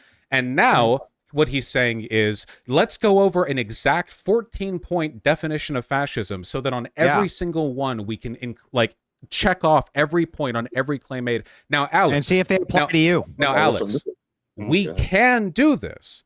But I did want to debate Christian nationalism, and I will admit this does just seem like a pivot away from the subject because he knows You got called blown me the fuck out of it. fascist. I didn't call you anything. You called yourself the fascist, actually, Andrew. Okay. No, you called me the Hang fascist. on. Stop. I'm going to make a reasonable compromise. We'll spend 2 to 3 minutes. Andrew can ask us qualifying questions. After that, we will move on to conversation. But for those 2 minutes, Vaush, I do want you to answer the questions that he asked. And then we're going to move on to Ask me direct questions, Andrew. Not like cross-checking to a list. Where do you get your definition of fascism from? I think that like most broader socio-political definitions, you kind of pull from a wide varieties of texts. But for the most part, I refer to Umberto Eco's 14 points. Yes, I agree that you do, and I've seen you do it. Can you watch my pull up content? those 14 points, and we'll go through them point by point, and I will see if they apply more to you or more to me. Do you think we can do that in the remaining 1 to 2 minutes that was allotted Let's for just this pick. topic? You know what? Just pick your favorite two. My favorite two. Let's just do 2, yeah. Sure.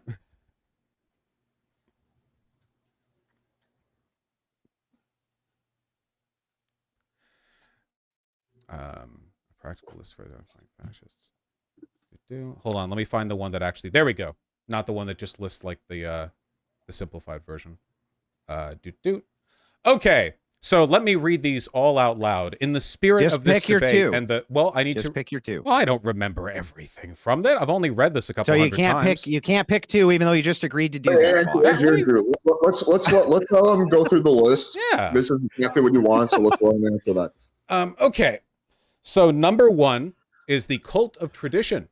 One has only to look at the syllabus of every fascist movement in order to find the major traditionalist thinkers. The Nazi gnosis was nourished by traditionalists, syncreticists, and occult elements. Number 2, the rejection of modernism. Quote, the Enlightenment, the age of reason, is seen as the beginning of modern depravity. In this sense, Urfascism can be defined as irrationalism. Number 3, the cult of action for action's sake. Action being beautiful in itself, it must be taken before or without any previous reflection. Thinking is a form of emasculation. Number 4, disagreement is treason. The critical spirit makes distinctions, and to distinguish is a sign of modernism. Just give me two, In modern Vaush. culture- We don't need the whole list. Whoa! Why are you letting him go through the whole list, Alex? He agreed to 2. Hang on. He's filibustering the entire debate. Stop. Okay, listen. Vaush gave like 4 or 5. Let's just work with what he gave you. Yeah, which of those two? Which two do you want to pick, Vaush? And see, let's see how they apply only to me and not to you. Sure. Okay. How about number 2, the rejection of modernism? Do you want me to reread the quote associated with it? The quote associated with it from whom? I believe it's a quote from Umberto Eco when he wrote. Make sure that it is, and not from a third-party source. Okay. Pretty sure I've seen this one before, but sure. Let me see. While Echo is firm in claiming there's one. Yeah, I've seen this before in other websites as well, so it's definitely not just openculture.com that's referring to it. But if you want, sure. Let me Google search the quote. Yes, a practical list for identifying fascists from Umberto Eco. It is directly quoted from him. Yes. Okay. Andrew, let's let Andrew address that. So first, let's go with the rejection of modernism. Does this, in your worldview, mean a rejection of ethics which built the society, or a rejection of modernity when it comes to how society is acting? The Enlightenment. When he talks about modernism, he's talking about modernity in the geopolitical sense. The Enlightenment, So just enlightenment principles are anti-communist, Vaush. in his words, the Enlightenment, the age of reason, is seen as the beginning of modern depravity. Yes, but in communism is anti-enlightenment. No, not at all. Yes. Absolutely. So Karl Marx is literally described as a modernist philosopher and economist. No, by who? Literally everyone who describes him, he objectively fits. He is Literally a not. post-enlightenment. No. Listen. Sure. When you're talking about modernity, is Karl when you, Marx specifically a modernist? modernity, when you're talking about modernity, Karl, I need you to explain how it is that I reject modernity. Well, I don't reject modernity. I reject an ethical system which I'm contrary to. So just a moment. Okay, so I Googled, is Karl Marx a modernist? I hadn't seen this brought up before in my many classes on the subject. Marx and Engels offered a profoundly modernistic critique of capitalism. And then it's from a University of Warwick page called Modernism and Marxism. You said postmodernist. No, I said modernist. He's not postmodernist. Okay, but that's what you said, just so you know. Okay, let's let Vaush finish. Go ahead. It says, is Marxism a part of modernism? This is from Marx and Philosophy Society. .org.uk. Part 1 in sum situates Marx as a leading figure of modernism. So the thing is, Marx and communist thinkers in general, or at the very least Marx, because some communists, you can't deal with these guys, certainly with me, are very much post-enlightenment thinkers, born of the age of reason, and believers in liberal social values. I mean, Karl Marx was a progressive of his day, wrote to Abraham Lincoln to convince him to help to free the slaves. His writings were an attempt to hold capitalism to account for not fulfilling the promises of modernism, of liberalism. And what about his critique that he wrote about Enlightenment humanism and from a revolutionary ecological perspective, where he seemed to argue against these post-Enlightenment principles, which you are so adamant that only fascists hold? No, anyone can criticize things. And what about the fact that Marx himself was very anti-Jewish? There's no doubt that that's true either. So all of these things, these unfortunately, that's been popular in both pre and post Enlightenment Europe. Yeah, but the thing is, Vaush, is that no, I don't think that number 2 does not apply to you. You seem to reject the modernist principles as well, at least postmodernists, and you seem to want to move towards your communist worldview. I don't see how this doesn't apply to you. Pick do you another one. Agree that Karl Marx, by basically every definition you can find online, is a modernist? No, I don't think that. I don't think when we say modernist, we're talking about postmodernist, which is what you referenced and I responded to. No, modernist. He's a modernist. Okay, well, Christians are modernists too. I don't know what your point is. No, Christianity is a pre-modernist system. But by what metric? The ethics? No, the Enlightenment, a post or pre-Enlightenment era. The it Enlightenment a system ethics? which emerged? Enlightenment ethics? Well, I did say 2 minutes for this. We've been going on 5 minutes. I do want to redirect. Of course. I don't want to linger on this too long. It's about ethics and it's about political economy for Marx. Yeah. So would you say it's the ethical distinction that makes you a modernist, or is it a rejection of the material that makes you a modernist? Well, that really depends on why you're rejecting it. For example, like Marx rejected Hegelian thought on the ideological dialectic, but Marx is still arguably a kind of Hegelian. His rejection is an iteration upon a pre-existing trend. Like, for example, if you're Adam Smith and you're writing a systemic economic critique of previous economic forms which are themselves post-Enlightenment, you're not rejecting modernity. What you're doing is trying to improve upon it. But so is there any problem with holding Christian ethics in modernity? No, you are that is literally a pre-Enlightenment belief. Why would that be a pre-Enlightenment belief? There are Christians who exist post-Enlightenment, and by the way, just so you understand, that actually doesn't make any sense on its face. Why? What Enlightenment principle do you literally think, divending divine command theory and arguing that he's a post-Enlightenment? Are you going to tell me modernist which Christian divine command theory? Yeah. Why won't you tell? Why won't you answer the question, Alex? This is an infinite wormhole. Wait, Andrew. To be fair, I did say we were only going to talk about this for 2 minutes, but what I will do is I will let you on this topic get your last. Most Enlightenment thinkers were Christians. So that's why I'm making the distinction between ethics and what he considers materialism. Pick your second one, Vaush. This one definitely applies to you. Wait, hang on. Stop. Andrew, I did say it was going to be 2 minutes. We went on for 5 minutes. What I will do is give you about 45 seconds to kind of defend yourself and explain why you disagree with Vaush's assessment that you're a fascist. And then let's move back to the original conversation at hand because it's gotten really, really off track. So go ahead. What matters is that we're having fun and having a good time. It's like I am. Which is part. Yeah. So when we're talking about kind of these distinctions, first of all, Vaush said postmodernist, but fine, I'll just give it into modernity itself. When I'm asking about the ethical distinction, I'm asking him which of these kind of modern practices he thinks are opposed to Christian ethics, or why Christian ethics itself is opposed to what he considers modernity.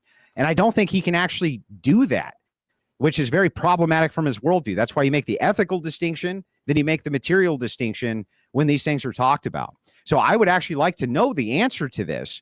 Do you think that Christian ethics themselves are non-compatible with whatever you consider modernity to be? And by the way, just having Christian ethics, does that make you a fascist by that metric?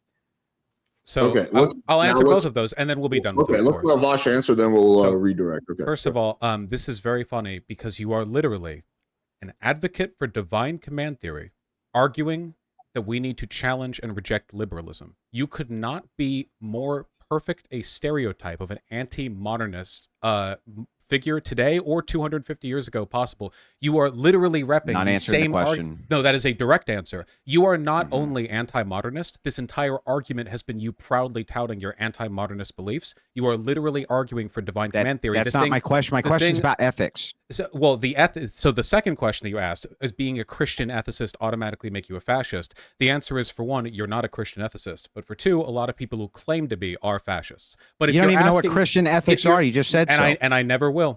If the question is, however, if by a Christian ethics a person just means like, oh well, the Bible says you should wash the feet of prostitutes or whatever, then no, of course that wouldn't make you a fascist. However, when people have very poor justifications for their empirical arguments, they usually defer back to something they know they won't be able to metaphysically justify, and then they can do the like, well, maybe I can't prove any of my ethics are real, but like you can't either, and then it's like, well, you know, why even talk about anything, right? Well, I never made the statement that I couldn't prove my ethics were real. I just made the statement God's that real? the criticism applied moves back to you just as much as it does me. You've been able to prove God is real, and you've been holding out?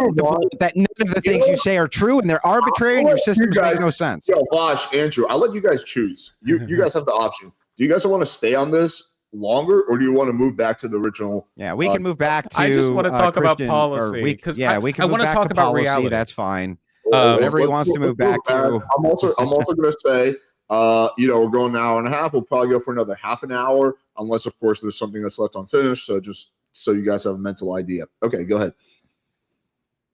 Oh, I mean, I guess I'd like to know how to prove God exists, but like leaving that aside, because I know what rabbit hole that goes down. If you want to have a debate over that, then I would suggest that you debate with Jay Dyer, and we'll see if your logic for utilitarianism can hold up. That would be my suggestion. Let's go back to policy. Yeah. Also, you don't have to prove utilitarianism to disprove a person's assertions that they've proven God. But yeah, but the criticism refines back the other way. You realize that, right? Which is that even if I was unable to substantiate my worldview as being true, you also lightning can't. Thing again. You also can't. Policy. Okay, back to policy. Okay, so my argument is that I think it's good when things are good. That's my sort of opening line. I'm putting all my chips down on the table for this one. No argument. Wait, what did you? I'm sorry, I must have missed what you said. What did you say? Typical Weasley debate tactics with nothing to say. No, repeat what you just said. I said I think it's good when things are good. I think that's what I said. I wasn't actually paying attention. But that doesn't mean anything. What does good mean? That's an excellent question. I think that we face a lot of problems today in our country and in our world broadly, and I think that it can seem very scary and very overwhelming, and there's not really a simple way to fix any of it. Obviously, if things could be fixed simply, they would have been. Like, it's not... it's never that easy. I do think that the declining birth rate is a meaningful issue. One day, God willing, every country will be up to economic par. And if they are, logically then, it follows that they would have below replacement birth rates, and that's not good. I think that we can see what we need to do by looking at the country that did it worst, Japan. Japan has a ridiculously low birth rate, in large part, I think, because of its tyrannical work culture. It's made it virtually impossible to start a family or to have children or anything like that, because it's like you lose so much in your career. I think that if we look at that and we think, okay, that's how to do it wrong, so how can we make it right? And I think we should hearken back to the last time we had a real population boom in this country. I'm talking unions. The 1950s, the generation that produced the baby boomers, didn't just come back home to freshly built suburbs. They came back to better jobs than most Americans can get today. I think we need to reinvest in our society to make people happy to live and be alive, give people hope in the future. People are less likely to have kids if they don't hope for the future, you know? We got to address climate change, not only for the million other reasons, but also because it'll make people more willing to bring more life into this world, which honestly at the moment is a pretty scary Are you ever going proposition. to tell me what good means? Man, you're really going to run right past all that, aren't you? You're really going to go right back to the I asked ethics you a specific argument. question, and I let you ramble for, Was however that, long was you rambled that for. rambling? I thought that I was want like you the to most tell sincerity. me what good. You said, I want things to be good, man. I want things to be awesome and good. And we're all, I don't know, dope smoking hippie, whatever the fuck it is. Are you going to tell me what you mean by good? I mean, I just laid out a bunch of things that I think are You, good. yeah, you laid up a bunch of things that you think are good, but you haven't told me what the good is. What is good? Do you think that people being Don't ask me a happy question. with Answer good my union question. What is jobs good? is Don't good? ask me a question. Answer my question. What is Mike, good? maybe you can really quickly just explain what you mean by good. Sure. Though this seems like a willful disengagement from any of the material substance I just It was laid your out. argument. But Your argument was the good is the good. No. He just did the question afterwards, but let's Okay. just expand on that. Yeah, so going back to the topic we just painfully wrested ourselves away from over the past hour, when I say good, I mean in line with my utilitarian ethics, and when I say that, what I mean is that it maximizes or at least improves a number of conditions that I think are associated with positive utility. So in this case, I'm arguing in favor of something we should both agree is morally good, people being happy and people being fruitful, literally, people producing more children. So I would think So what that do you we do? So what do you do with all these vast population centers which don't follow utilitarianism and have a different version of what is good? So do you, the things that I just talked about looking at Japan and learning what not to do, do you think that's a good idea? Yeah, no, answer my question. Oh my God, Alex, he doesn't have anything, so he'll do anything to keep the I argument just away. asked you a very specific question. So it's What like, it's exactly not is even your related question? to what we're talking about. It's I- so- related. I- so- Your statement was this is all good. All these things are good. I ask you for the definition of do you good. believe- You say it's a utilitarian ethic. Do you- Okay, yeah, it's a 'cause you- utilitarian ethic. So what do you want to do with Policy. all these massive, vast Policy. populations that don't follow your Policy. utilitarian Wait, hold ethic? on, Policy. Wait, hang on. Let him finish his point. What was the end of that? I missed it. He claims, Vaush's claim was, I want to do what's good, man. And then I said, what's good? And after his rambling diatribe, he finally said, whatever gives positive utility. I said, okay, So- well, as a policy prescription, which is what we're talking about, what do you want to do with all of these nations which are vast and don't follow utilitarian ethics? They follow religious ethics. What are you going to do with those, So, Vaush? Alex, Mike, it is a fair question. well, It is Alex, related do you to remember how we said policy a bunch a while ago, and then I That laid would be out policy. And then I laid Yeah. out like a bunch of specific policies that I think would make people happier and produce more children. And then he ignored all of it. And because I said at the beginning of No, that, the like opposite 2 minutes happened, but ago, I okay. said, I think good things are good. He's disingenuously latching onto that so he can avoid acknowledging the fact that he has no real I world think bad prescriptions at all. things are bad. Hang on, stop. All right. Bad things are bad. Listen, like, listen, he's literally, it's like a fucking ape in the corner, man. People is like throwing feces, but he doesn't know I'm behind glass. Stop. Okay, let's do this. So, Vaush, if you can answer his question, and after that, I will make sure that we go back to your initial question. He answers that in detail. And you will get Policy. one question. Let's see. This would Yeah, be policy. What do you do with the vast populations that don't follow your stupid ass utilitarian ethic, which almost no broad nation who has religious undertones, which are most of them, follow? They don't follow your utilitarian ethics. So what's So- your policy in dealing with them? So there's a couple of presuppositions here that below a low IQ, and I'm hoping that the audience doesn't have to fall into the same pit Andrew has. For one, countries don't follow quote-unquote utilitarian ethics. That's nonsensical. The fact that he would say that is a reminder You just said of the that fact that was the that good. Hang on, he is- Andrew. Let him finish. You asked a question. Let him finish. He doesn't understand how ethics works. countries are ruled by, and decisions within them are made by, literally millions of people. Sometimes in autocracies, it seems like it's one, but it's usually the influence of a huge number of people. And most people don't have cohesive ethical systems. The idea that the House of Saud, the Saudi Arabian, the bloodthirsty, vicious Saudi Arabian royal family, is making their decisions based on religious ethics. Like when they decide to build a giant clock tower over Mecca, they're like, well, what does the Quran say? Notice how he muted himself. He's talking to his own chat. He literally, like, he has no intention of engaging with anything. I can repeat back everything you just said. Would you like me to? We're going to go on another tangent. Would you like me to repeat back what you just said if you think I'm not listening? Keep holding it. Would you like me to repeat back what I just said, what you just said? Keep holding it to your memory for like... Vaush, I want to give you a chance to finish that. Yeah, I want to finish. You will redirect your initial question to Andrew. In a couple minutes, he can repeat everything I've said back word for word as a test of his memory. It's like a fun game. The idea that like the House of Saud is making religiously oriented decisions, like they're looking in the Quran to decide what decision to make, like, is ridiculous. In reality, the decisions that countries make are almost always guided by self-interest, either for the nation or for the class of people in power or for the individual in power. For the House of Saud, the decisions made are almost entirely to the benefit of the royal family. For example, in the United States of America, the decisions made are ostensibly to the benefit of the majority of people because we live in a democracy, but are really heavily slanted towards the ruling class, the elites, the bourgeoisie.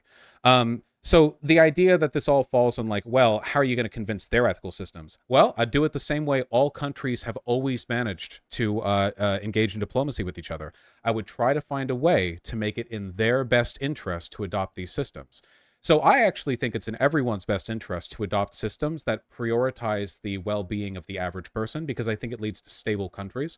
I guess I could make the argument like, hey, I think that it's best when people are healthy, happy, and able to raise families. I think those are good arguments. People make those pretty often. So following from that, you know, what arguments could I make to France or to Germany or to Norway or hell, to Russia, to Saudi Arabia, to China to do this?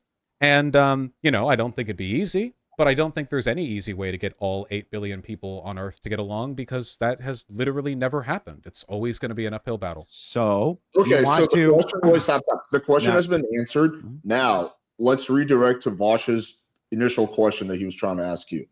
And then if you want to touch on this a little bit later, we can do that. But I promised Vaush we're going to go back to his initial question. None of those are policies, by the way, just so you know. He never named a single policy at all. And by the way, he also wants to outsource his ethical system to other people, is what he just said. But okay. Vaush, can you please repeat your initial question?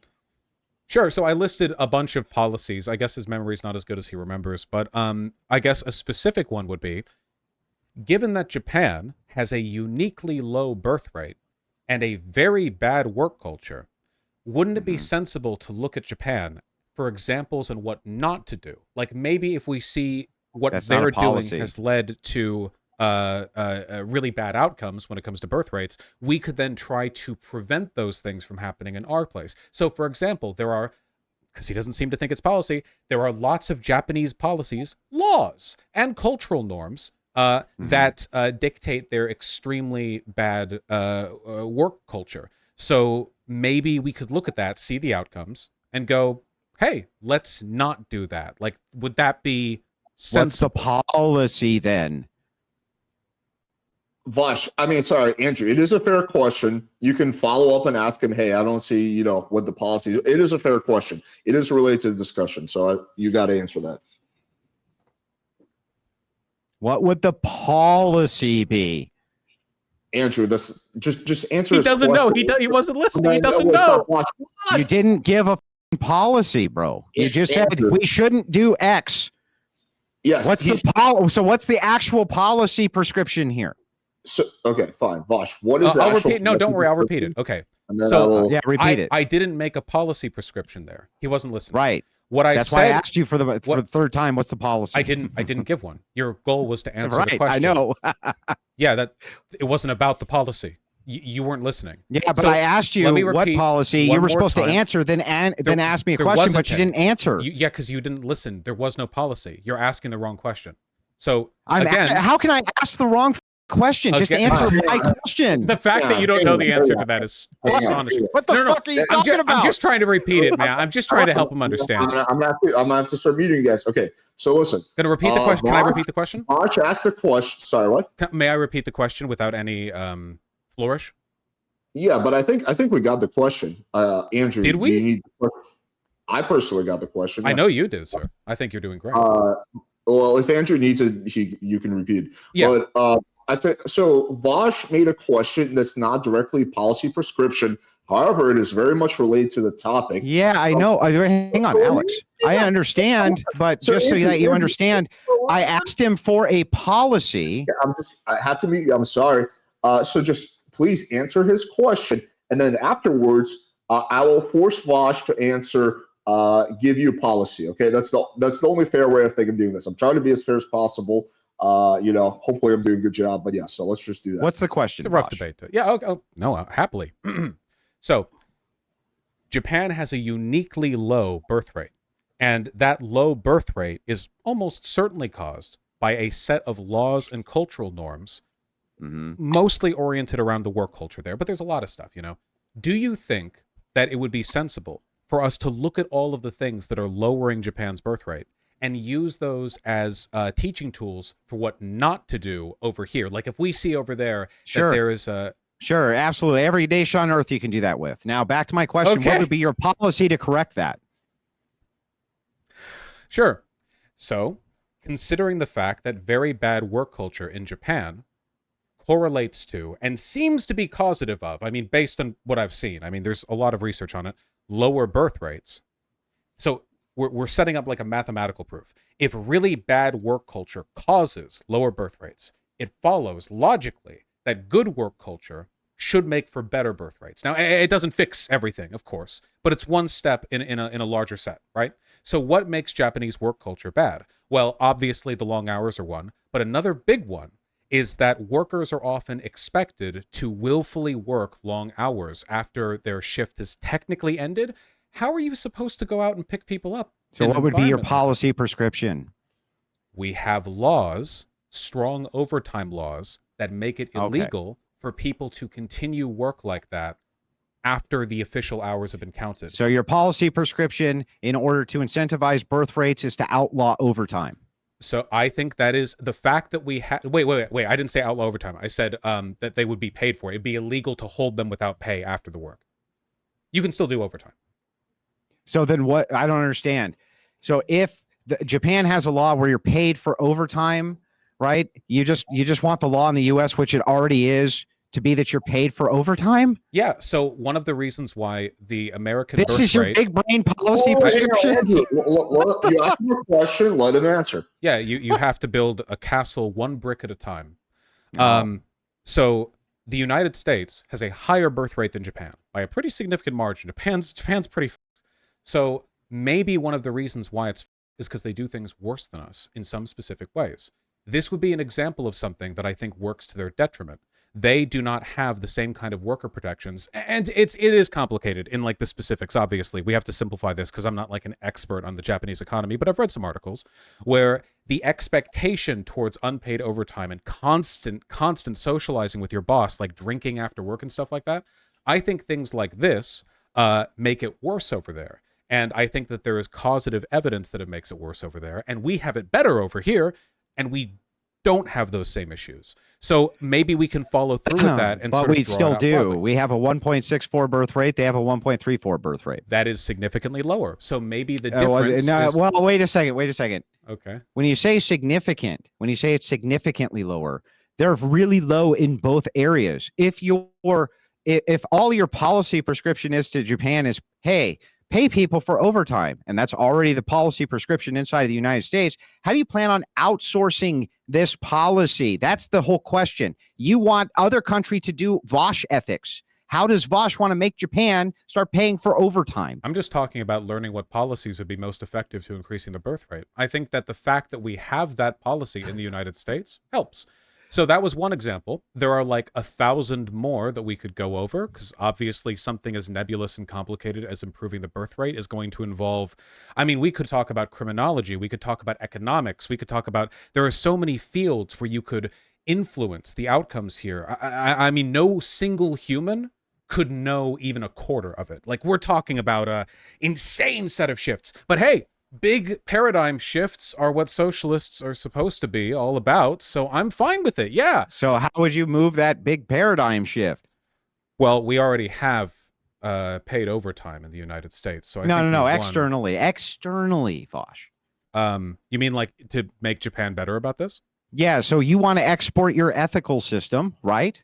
No, Japanese workers also want to be paid for overtime. There are labor rights organizations that have been really active there for decades. They have a lot of trouble because Japan is not that democratic. We don't talk about it that much because we mostly think of Japan as like anime and Pocky sticks, but Japan is not great politically in a lot of ways.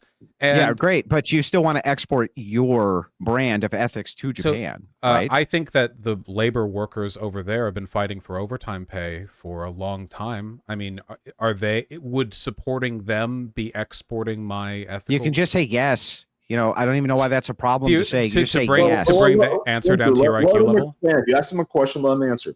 Yeah. So I guess right now the current setup, like the current disingenuous setup for a gotcha is that I believe that it's good for good things to happen to people in other countries. No, you think it's good to export your moral system. So I don't understand what your criticism is of other people doing it. Hang on. Children. Let's let Vaush answer the original question that Andrew asked him. So again, he frames this entirely in gotchas. The idea of I support labor rights organizations in Japan means I support exporting ethics, means I should support exporting ethics in all cases. The functional argument that is being made here would be that me supporting overtime pay in Japan is equivalent to like Hitler invading neighboring countries. It is a level of political reductionism that is genuinely so retarded that I don't know how he put his shirt on before showing up to the debate. I mean, I don't know how you see me with those big Coke bottle glasses, but the truth is you haven't seen any arguments either.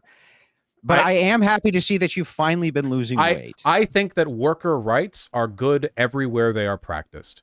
Yeah, I know. You want to export your ethical system. The thing is again, right, the criticism applied to me is the same criticism applied to you. Isn't it I know that you think that that's not big brain because I don't use enough adjectives, but it is true, Vaush. Isn't it incredible how even after we chanted policy together, he still can't I mean, if supporting labor rights organizations in Japan is like Adolf Hitler invading Poland or whatever, then like, okay, sure. I want to Lebensraum Japan by promoting their happiness and higher birth rates, by doing things that are democratically desirable to the population. I believe that it's okay to make arguments because I believe in freedom. I will Lebensraum the mind space of people all around the world by doing Hitler-esque things, like saying that it's good to get along and sharing is caring. I mean, we're talking like Sesame Street ethics here. So, what are we pretending to care about right now? Vaush, you're pretending to care about Japanese workers or something. Vaush, okay. I think if you want to talk about policy, I think it'd be helpful if you ask Andrew very specific policy-related questions. I don't think but then he would have to actually defend his side of that, so that's why he won't do it. Sure. Do you think that we should promote better workplace culture in Japan if it raises the birth rate of that country? If their culture was not in some way affected by it in a negative light, I would say that the positives could overwhelm that, and that if we had foreign policy, it would be within side of the Christian ethic to do so. Yeah. What does that mean if it wouldn't be detrimental to their culture? Well, there could be other factors, for instance. So you could try, for instance, to mess with whatever the cultural cohesion is and end up drastically having a reduction in the birth rates even further without recognizing the damage that you're doing. Hard to say in that particular case, and there's overlap in the consequence, especially when it comes to duties. So again, back to Japan, though, I wouldn't have a problem with say, oh, the birth rate's going to skyrocket if we start paying these people for overtime. Yes, of course, I would say you should probably pay them for overtime. However, I'm not going to disagree with the fact that I'm trying to export my own system of ethics to Japan, which Christians did successfully do, by the way. I don't know what he's And talking about. why would that be problematic? You're doing the exact same thing. So the criticism back is always the same. That's the point. I still haven't heard an actual criticism against Christian nationalism yet. Not Alex, one. I genuinely don't know what he's talking about. I don't know why. It's like he had a list of gotchas that he wrote down before this, and he realized it's 2 hours in, and he hadn't tried to argue that all forms of advocating for another country to change are exactly the same. Andrew, So he just brought it Never up out of happened. nowhere. You just made it up. Hang on. Andrew, repeat your last question one more time, please. I don't think there was a question. Yeah, I was No, no, responding to jabber, a question. mostly. He was asking questions, and I was answering them. Okay, so you don't So have now a it's my question. turn. Well, let's hang on. You said you want Vaush to give specific policy prescriptions. Yeah, so now I would like to follow up on my question. Okay, Oh, you want more policy? I love policies. So moving back into the Japanese, I think that's a pretty good place to start. Right now, Japan is being drastically affected by the fact that they have such an elder care crisis. And the elder care crisis is coming, of course, because of their birth rate crisis. This is the number one thing affecting them. They've even considered opening up their borders for slight amounts of immigration in order to take care of this problem. Though the culture there seems to be adamantly against it, they are considering doing so. Do you think that the birth rate collapse there then, can we agree that that is a problem even for a utilitarian, that their birth rate is collapsing to the point they can't take care of their elderly? Yeah, of course. I just said it's a problem. So then all over the world, this is happening, right? And your solution to it is what? So all over the world, the Western world right now has a below replacement birth rate. Most countries that are not in the Western world, We have the same problem. are not quite Elder there, care. but they're getting Elder there. care is still a problem. Well, elder care is always going to be an issue. They're old. Japan and China are going to have nothing to do with what I just said. the The problem with elder care, the problem with elder care here has to do with the fact that we have below replacement levels again, and even with mass migration, we can't get enough people into these jobs to take care of the elderly. Same issue you have in Japan now. Andrew, let's let Vaush answer that question. So the difference is, first of all, it actually isn't the same problem. Japan doesn't have much in the way of immigration. We actually have an above replacement birth rate in America, factoring immigration in terms of just how many workers we have. So well, then we have a below replacement rate. So we have which means we're not suffering from a population crisis in the same way Japan is. Japan, because they don't really allow for immigration in the same way that we do, not only has below replacement birth rates, they have total below replacement population. They're dipping. So their problem is definitely a lot worse. However, obviously, we want to avoid population dips. Ideally, every country would level out at essentially replacement rate. There's always going to be fluctuations, of course. I mean, it's going to be highly variable. Right? But yeah, I think that the goal eventually would be to get the world on board with that. There's still countries that have a lot of room to grow, like India, for example, is going to keep ballooning for a while. Africa, the continent of Africa is going to massively increase in population. I mean, it's so big. Europe is so small, and Africa and Asia are so big. And I feel like a lot of people are kind of freaking out at that. But that's what the continents are sized as. You can look at it from space. That's how big they are. There's a lot of land. So the goal then, I mean, there's going to be a lot of fluctuation as we reach that point. I think that our main goal should be trying to find a point where we taper off at a healthy level, and we can use immigration to supplement any below replacement birth rate problems to a point where we don't have a crisis of population. Ideally, every country, or I guess every region of the world, because there's always going to be some degree of immigration, would be able to level its population and just stay strong. And I think that would probably lead to the best economic outcome for all humans. My question was how you would solve the birth rate problem. Oh, you said by bringing in immigrants, that's going to solve the birth rate problem? When did I... What? That's what your argument was that while population levels can still be maintained due to immigration, so the birth rate problems essentially, how would you solve the birth rate problem at the third time? At the moment, that does literally do that. Because the issue, of course, is the population. When your population declines, or when you have very like uneven population distribution in terms of age, that's when the real problems show up. But for now, immigration does a pretty good job of supplementing that, which is why Japan is collapsing and we aren't. Japan's GDP has been stagnant for like 35 years. Ours has just been exploding. So clearly the economic problem, the like worker problem, that's not it, right? But eventually, you know, Mexico and America both are going to level out. And at that point, immigration will no longer be a reliable solution. Immigration from where, you know? Yeah, maybe we can pull people from elsewhere, but what about them? You know, they don't want to, we don't want to dry them up. So how are you going to solve the birth rate problem for the third time? Andrew, he did answer your question. He actually, at the end of his answer, actually recognized he didn't. So he said, what are you going to do when all of these countries have below replacement and you can't rely on immigration? He actually worked himself to that, which is great. So now maybe we could get to the how we're going to solve the birth rate crisis thing. Are you okay with me giving you a really, really long answer? Of course, Vaush. Why would I expect anything different? Nice, concise answers would allow me to respond. Go ahead. Okay, I'm glad we understand the point. It's really complicated.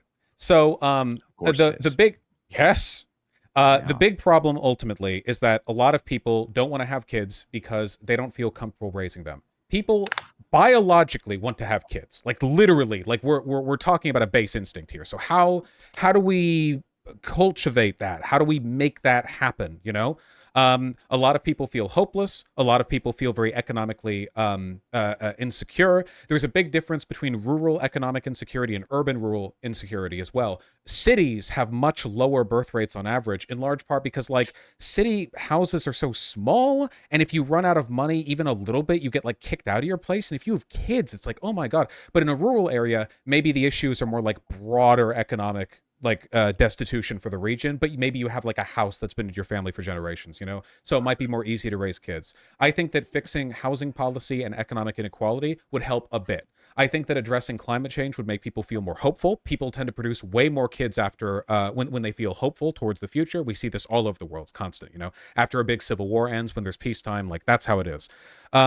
I think that there's lots of civic policy that we could encourage. I think that banning abortion would artificially inflate birth rates, but it wouldn't make society better.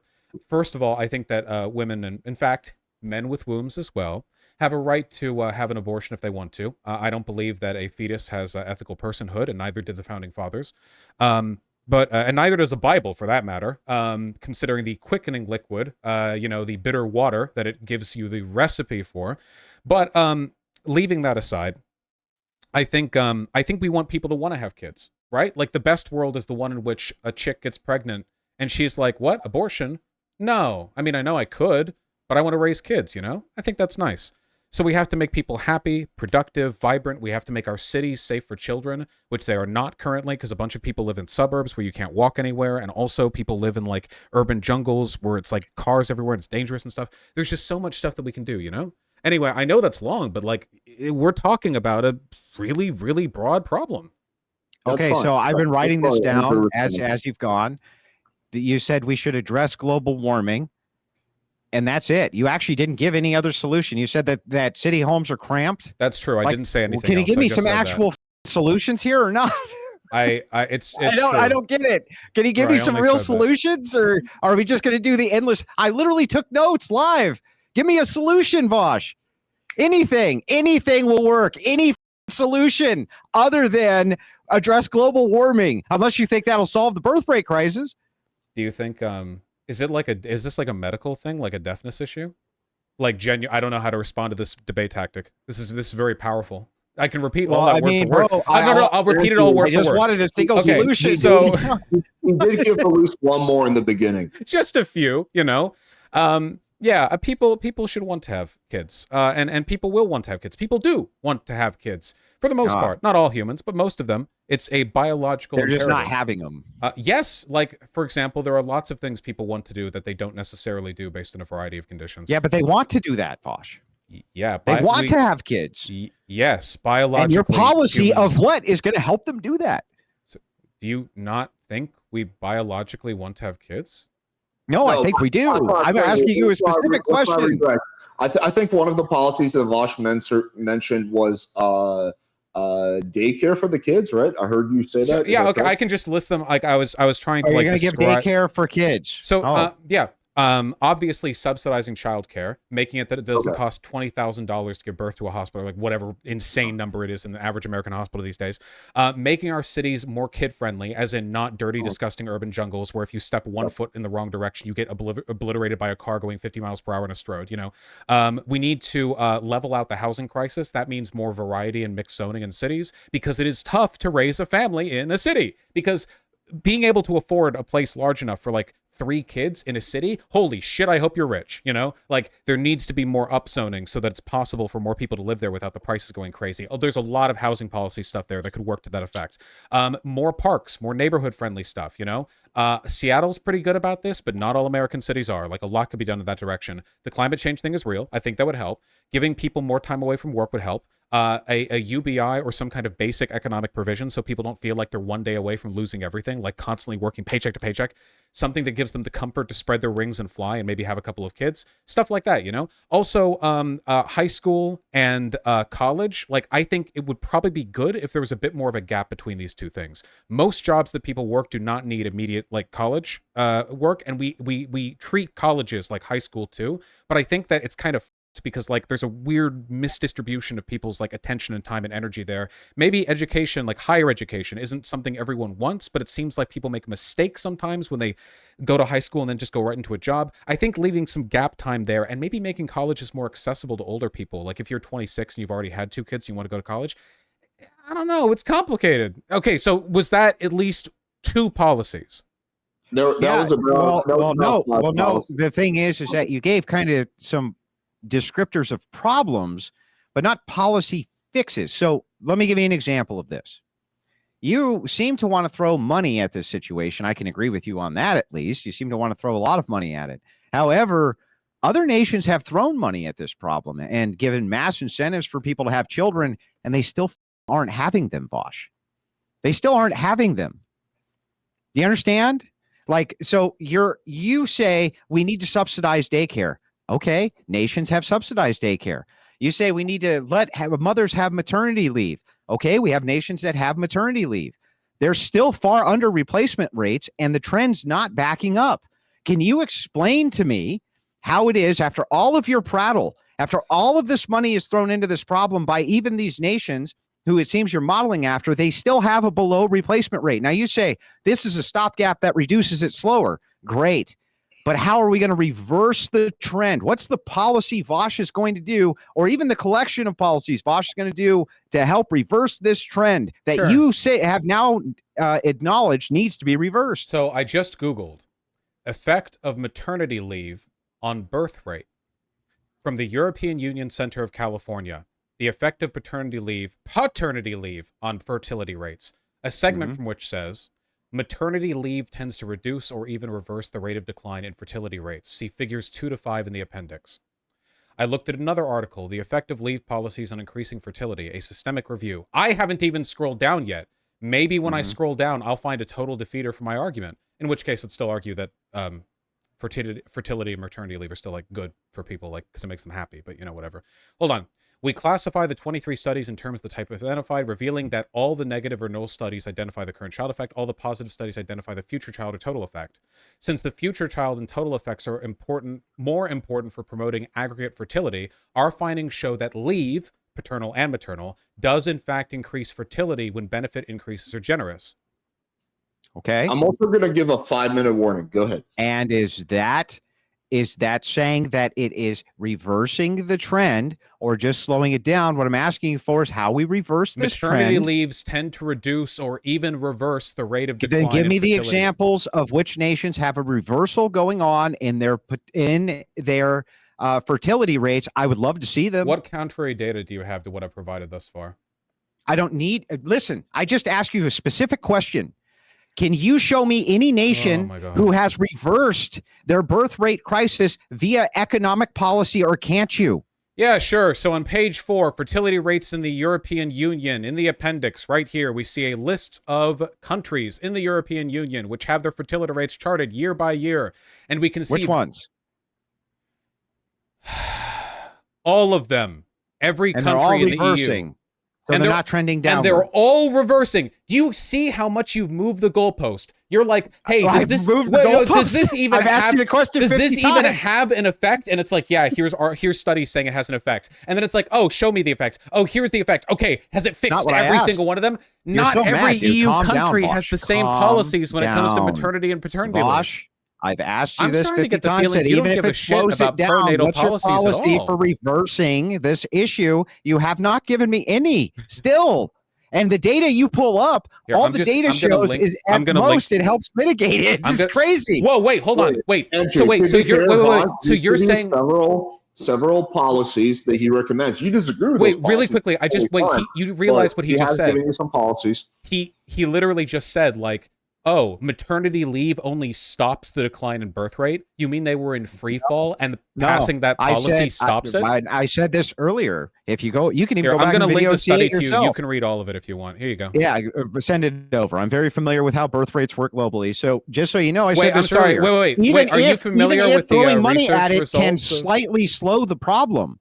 Can you show me the trend of the problem being reversed? It's literally said stop or even reverse. You can read it if you want. Yeah, okay, but so then all you have to do is show me the country where it's reversing, and then I'll agree sure, with you. Okay, yeah. So in the thing that I just linked you, we see over time the birth rates in Nordic and Eastern European countries. That's what I'm looking at right here. Which one? Which one's God. reversed? They use the acronyms. Hold on. There are 14 countries listed here. So let me see. That's Lithuania. That's Hungary. That's Sweden. You can open it up. Okay, go do that. It's page 9 out of 27 on the eucenter.scripscollege.edu. Now, you might notice that the lines were going down a lot, but then at a point they stabilized and even started to climb upward. Isn't that interesting? Yeah, but that actually doesn't mean anything. Baizan, Arpino, and Delclos in 2016 paper found that a reduction in paternal working hours is linked to a, quote, sharp increase in fertility rates. This is because much of the additional time off is used to care for children. Sullivan et al. In a 2014 paper compared the amount of time fathers spent with their children in 2 regions of Europe. They found that Nordic countries, where fathers value gender equality to a higher degree than those in Eastern Europe, spend more time with children. In Figure 6, I compare the fertility rates of these regions. Just give me a nation. I Give me a observed that single prior. Well, nation. hold on. I'll just read the entire thing if you're insistent on not reading it. I observed that Or you prior just to the give me a 1990s, nation, and then we can all just settle European this. Union countries had fertility rates above the, quote, very low level. Some countries' rates were even above replacement levels. After 1990, both the It's Eastern 1.53 European, for the EU right now. 1.53. both the Eastern European countries and the Nordic states experienced a decline in fertility rates.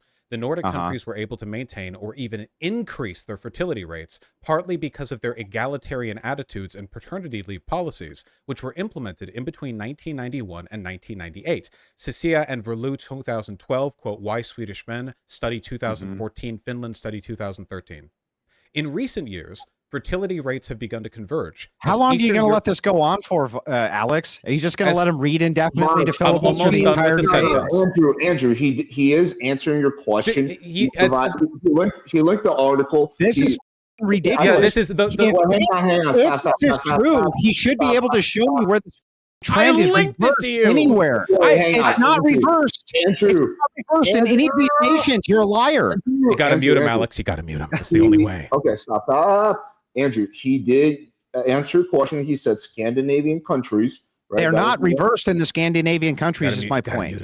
So the None of them are the problem reversed. is He's that lying. the problem is Bruce that Teeth. Andrew has literally nothing to offer, and he keeps asking me like, "How would you solve? How would you?" And now I'm literally reading out the exact goalpost that he's moved it to. According to the article, it does sound like there was some reversal, unless I misread Then that. all he has to do is give me the nation where I can look at the reversal I am in these birth literally rates. reading it out. Just name one. loud Just name to one, you. bro. Name a single one. Vaush, Name just one. name one country for the sake Yes, of simplicity. please. The Nordic countries, so like Sweden. Sweden's birth rate, you think, is on the upward swing then? Let me Google Sweden birth rate. Wait, I thought you just said that you knew.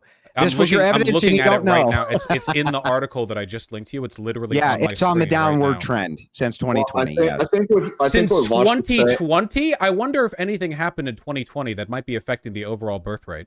Yeah, but it was on the downward trend even before that. Well, interestingly, it seems like these articles have found extremely effective positive correlations between fertility rates and these paternal and maternal policies. Yeah, except all the countries that you named, their fertility rates below replacement and still dropping. Except, Wait, hang on. Wait, to be fair, I think what Vaush was saying is that this specific policy caused a positive increase in birth rate. He's not saying the country itself is on an upward swing, because there could be a multitude of Well, other then that factors. defies the purpose of the question. Which no, is it to doesn't. say So yes, it so does. again, like the problem is, and I think this is again tantamount to the fact that not only does Andrew not care about Christianity, he doesn't actually care about birth rates either.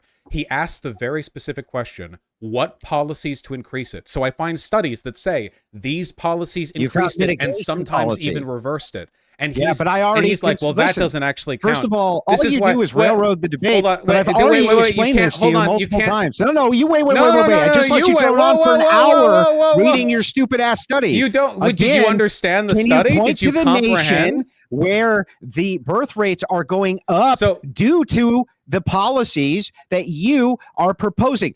Is it actually reversing the trend, or is it not? So, Alex, If you're saying to me, Andrew, this is a mitigation, I've already said you can mitigate policies with finance. However, it doesn't seem like any of these So, policies move it back Alex, to the upward trend. Alex, really quickly, I'm going to appeal to the moderator here.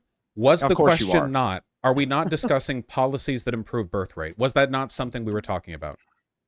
Yeah. Okay, and was the question not asked? Okay, so after we find that policies improve birth rate, Is it possible by the way, that I'm allowed to speak for more keep than in 3 mind, seconds? Andrew, like, see, man, hysterical, this guy. Wait, hang on. Oh, don't make it worse. Oh, Vaush. sorry, Okay. that just slipped out. I apologize. That wasn't civil of me. okay. So at first it was which policies help, but now it's which policy No, you're just single-handedly reframing. reverses Hang on. it. And now it's, okay, this policy was found to have reversed it. You're but just the re- letting the dork but the lie. reverse- He's lying through but his the teeth. reverse did not Hang on. continue indefinitely. The Mhm. problem is, How is long that, is this guy so gonna filibuster the he debate? literally, he's hysterical. Look, he's filibustering help the himself. entirety of the debate, Alex, and he's trying to reframe desperately, and you're allowing him wait, to do it. Alex, I just- don't allow him to do so it. I'm Again, I'm gonna mute you. I will make sure you get equal time to refute this, Andrew. I promise you, So- you will not be cut off. You can ask all the follow-up questions. I just want I'm to talk. try- I just want I'm to talk to trying my you. best to be fair. So, Okay. okay, Vaush. he's so just yeah. prattling, bro. So I don't. Okay, well, let him prowl for like 30 seconds. Yeah. Humor me. Well, I have. So- I want to so- talk to you, Alex, if I may. Okay, So the go ahead. problem we're at right now is that it literally progressed from which policies help to, okay, so this policy's proven to help. Does it fix the problem forever and eternally? And then there's literally studies saying actually reverse the trend, but now he's pretending that's not happening either. We're 2 hours and 22 minutes into this. I might as well be talking to a rock. He doesn't care about Christianity or birth rates. I think what he cares about is attention, honestly. It's very feminine. Okay, well, let's not get into the personal. No. So insults. what I'm saying is I have to wrap it up now. I'm at the point now where I'm reading a study that says the things, and then he's like, "Well, what does it say?" This I can't. This is a level of willful like reality. This is just obfuscation called I can't what I engage call with. cope. You're just coping, bro. Mhm, that's Okay, true. fine. You never actually demonstrated Wait, your hang on. position even once. See, he's still Vaush, doing it. Can you hang in for 10 more minutes? Yeah. Well, to clear out at the half hour, sure. Yeah. Okay, cool. All right, so I think this is what we should do. So I don't remember exactly how Vaush phrased it in the beginning, so I'm going to plead ignorance on that. It does seem like Vaush is saying, hey, here are the things that help the problem, but they don't fix the problem, right? And so I don't even know if you guys are disagreeing on much, but I'll give you guys like the last 2-3 minutes to just go at it. I won't even talk. You guys can just Wait. So I'm not allowed to speak at all. Yeah, quit being a pussy. Well, Shouting I match. get Let's shut go. down the entirety of the debate. One more time, let me respond to some You of can this respond. nonsense. Okay, go ahead. Respond, Okay. Andrew. So first of all, I told Vaush earlier, I'm not looking for policies which act as a mitigation, but as a reversal. And do you have specific policies which act as a reversal? He does not. I stated to Vaush multiple times in the very beginning of this debate, he claimed this wasn't even an issue. This isn't even a problem. There's nothing to even worry about. And suddenly he's desperately Googling for a study which he just reads. He doesn't understand what the study's even saying. He just claims, hey, there's some mitigation effects on the birth rate. However, the downward trends are in all of the nations he cited. When I actually got this literal moron to cite an actual nation on the downward trend, and he knows it. He pulled up the graph for himself. Complete and utter bullshit out of Vaush's mouth. Vaush, do you specifically have any collection of policies which is going to help within your communist util model in actually reversing this trend of the declining birth rate, which you have now described as being a problem, or not? Help in reducing the lowering birth rate. No, that's not what I said. What? Repeat back what I said. Dude, are you, do you have, like, legit, do you have dementia? You just said, we're on limited time. No, I was responding and then he interrupted me again. Let's answer Andrew's question. Yeah. So he asked, do I know of any policies that would help in reducing the trend? So no one policy can single-handedly fix any giant no, I asked if he had one that would geopolitical problem. He literally said help and fix it, because when he's not pretending to be this stupid and disingenuous, he understands literally there's no said one. reverse. Can't help himself. What's the word reverse mean? I linked an article. What does the word reverse mean? Andrew, let's let him answer. He doesn't understand because he's still strawmanning the argument and you're letting him. What does the word reverse mean? Hang on. He understands what the word reverse means. Let's let him try to answer the question. If he doesn't do a good job answering the question, I promise you, I will personally press him and get him to answer the question. Sure. So the question from Andrew is, are there any policies that reverse the problem? So that specific article we just looked at said some countries, like Norway, saw a reversal of the trend because of the causative impact of the parental leave. Now, obviously, when we're talking about how to fix a global problem, one single policy is not, like, this is like arguing like you're fighting a war and it's like, can you show me the one single gun that will defeat the enemy? Like, it's nonsensical. No. However, this seems to be well, Andrew, calm down. Norway's on the downward trend. This seems to be just pretty all effective. lies. So if you Google like maternal leave effect on fertility rates, from what I say, just literally scrolling through, there are dozens of articles. It seems like a really clear-cut answer. Of course, no one thing can fix everything. You have to try multiple things, and oftentimes these programs end up getting defunded too. For example, a whole bunch of the like paternity leave and like subsidy programs and a bunch of like healthcare stuff in like the UK and Sweden and other countries has been defunded from right-wing governments. So even if there is a short-term benefit, it kind of gets cut out in the long term by the fact that there are people like Andrew who will gut those policies. I think that if you care about preserving birth rates and making things better, like, it's literally like you Google the study, this improves the thing. So, like, yeah, you know, pretty simple policy. I don't know why Andrew wants to keep mothers away from their children, but, you know, that's his problem. What's the most interesting here is that this country that is cited, Norway, is on the decline in its birth rates. There is no reversal. He's lying to you again. What he's trying to do is he's trying to say that there are some policies which can mitigate the decline, which was already conceded to 15 times. He has not given us even a collection, and I said this word, the word collection of policies even, which would actually have a reversal effect, because all he can come up with is materialists throw money at it. But every place that we've thrown money at it, there is no reversal. They're still on the downward trend. The data shows this overwhelmingly. What he's doing is a red herring, typical red herring, and he filibustered for like 5 minutes red herring to read it's this communist. and still never actually showed us a reversal. Look at Norway's stats for yourself. They're on the downward trend. Are they not, Vaush? Huh? Is Norway's birth rates not on the downward trend? The example you just used. The study said that it was improved because of the policy. And do you wait, can I actually answer his question? So you do realize policies can be defunded and other things can change, right? Like, this is again like saying like, oh man, dude, my health really improved when I took those antibiotics, but now my health has gone down and it's been like a month. What's happened? And it's like, whoa, you only took antibiotics twice and you haven't taken them at all for the past 3 weeks. So has the policy been removed? So well, in a lot of cases it has been defunded. In Norway. In Norway, I don't know about Norway specifically. What about why would you use this as an example for your example? Because you don't seem to understand. I know you don't actually give a shit. Arguments. I know you don't actually. Wait, hang on, stop. Well, wait, can I get a closer?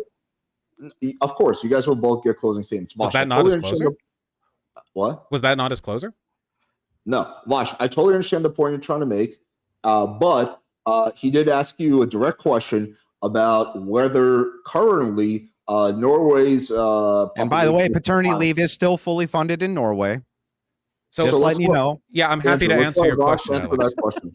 The problem here, and he's aware of this, which is why he sounds like a giggling psychopath whenever he makes the bad points, is that no, you can never look at the effects Dude, of you've been the one with the policy hands in your by hair the by whole looking time. at a policy that was passed in 1990 and then going, oh, well, 30 years later, things are down again. What you try to do is check to see if there's an effect that can be correlated, or better even yet, like demonstrated to be causatively associated with the policy in particular. For example, imagine if you were to take a look at like, hey, does Biden's child tax credits lower child poverty?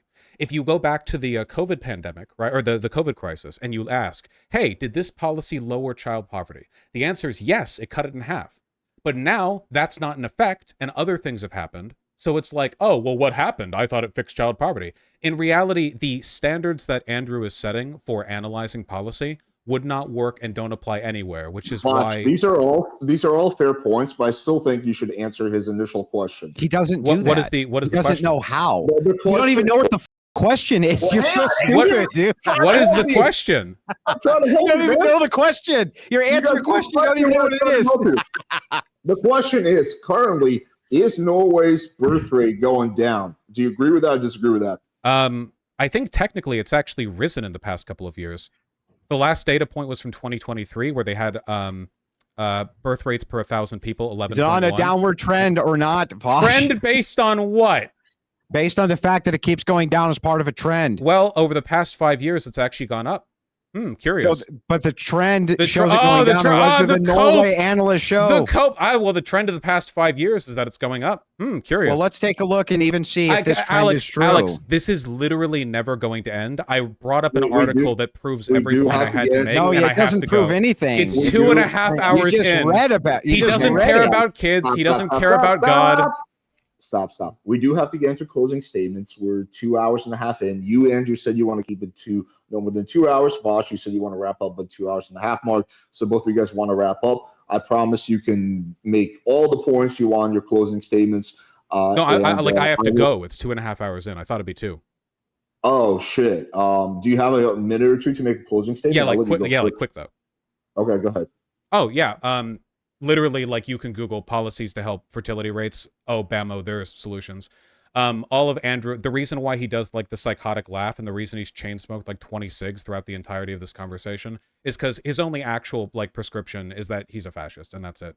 He doesn't give a shit about anything. He doesn't care about God. He's not an orthodox. He has no real beliefs. Like most fascists, he believes that the world is anti-empiricist, that everyone else is just as slimy as he is. In reality, it's just him, and he's alone. He has severe interpersonal problems with others. He clearly can't get along with me, and I'm a very easy guy to like. Like, I don't know what to do when you pull up a book that says this policy works, and he's like, well.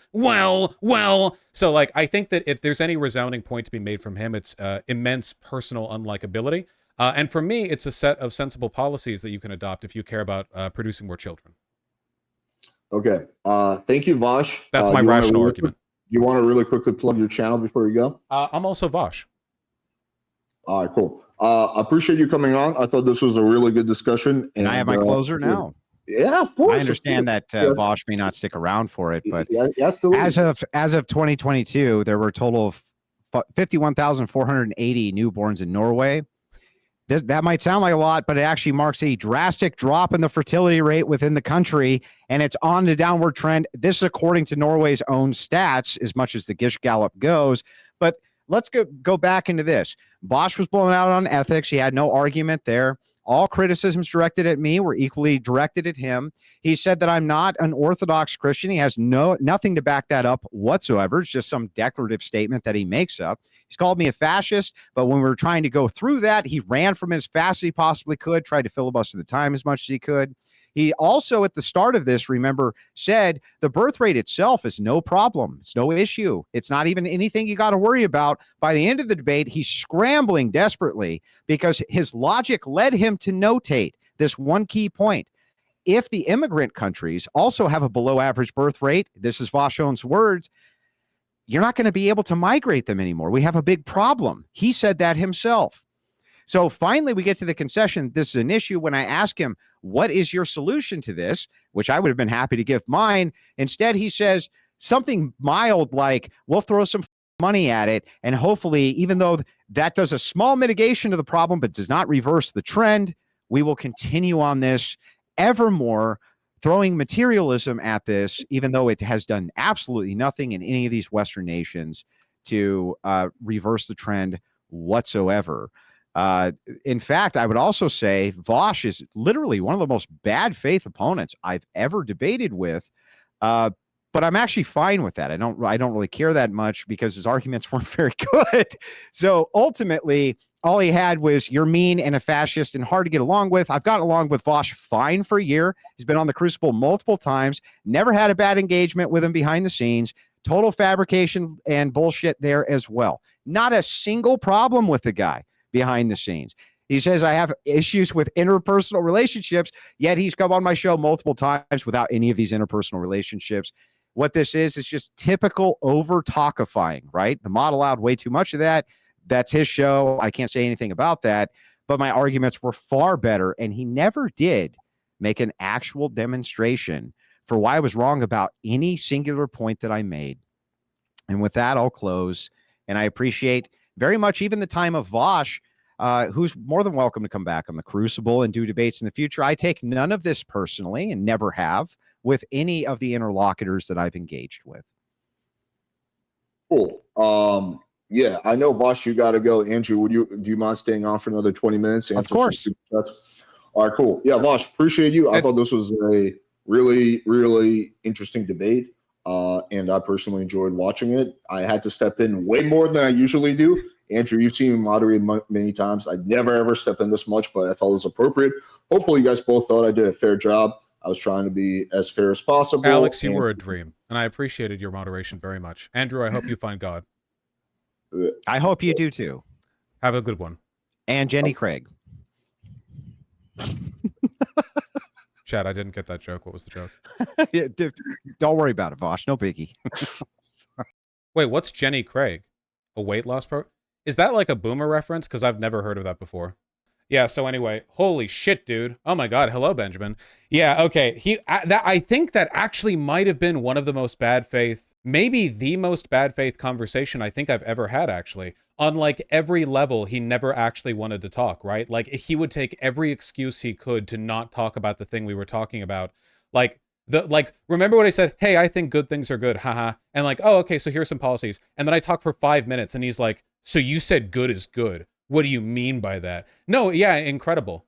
I mean, I don't think I've ever reached a point in a conversation where not only would they move the goalposts that flagrantly, but also I have an article up describing the thing they're trying to press me on. And he's just like, nuh-uh. Like, I genuinely think that's like unique to him. Self-critical rhetorical analysis. I don't think there's anything I can critique myself on there because it's not even really like a debate. The whole thing was like, I think that my estimation of him at the end was completely correct. He's not an Orthodox Christian. He doesn't believe in anything. He has low self-esteem and he postures as masculine. Like, remember in mid-debate when he started trying to like alpha male me? He does the masculine posturing and the like anti-empiricism, like deliberate argument flipping as a way of just like shifting around to try to like, I don't know, grab at some kind of like positive feeling or stimuli.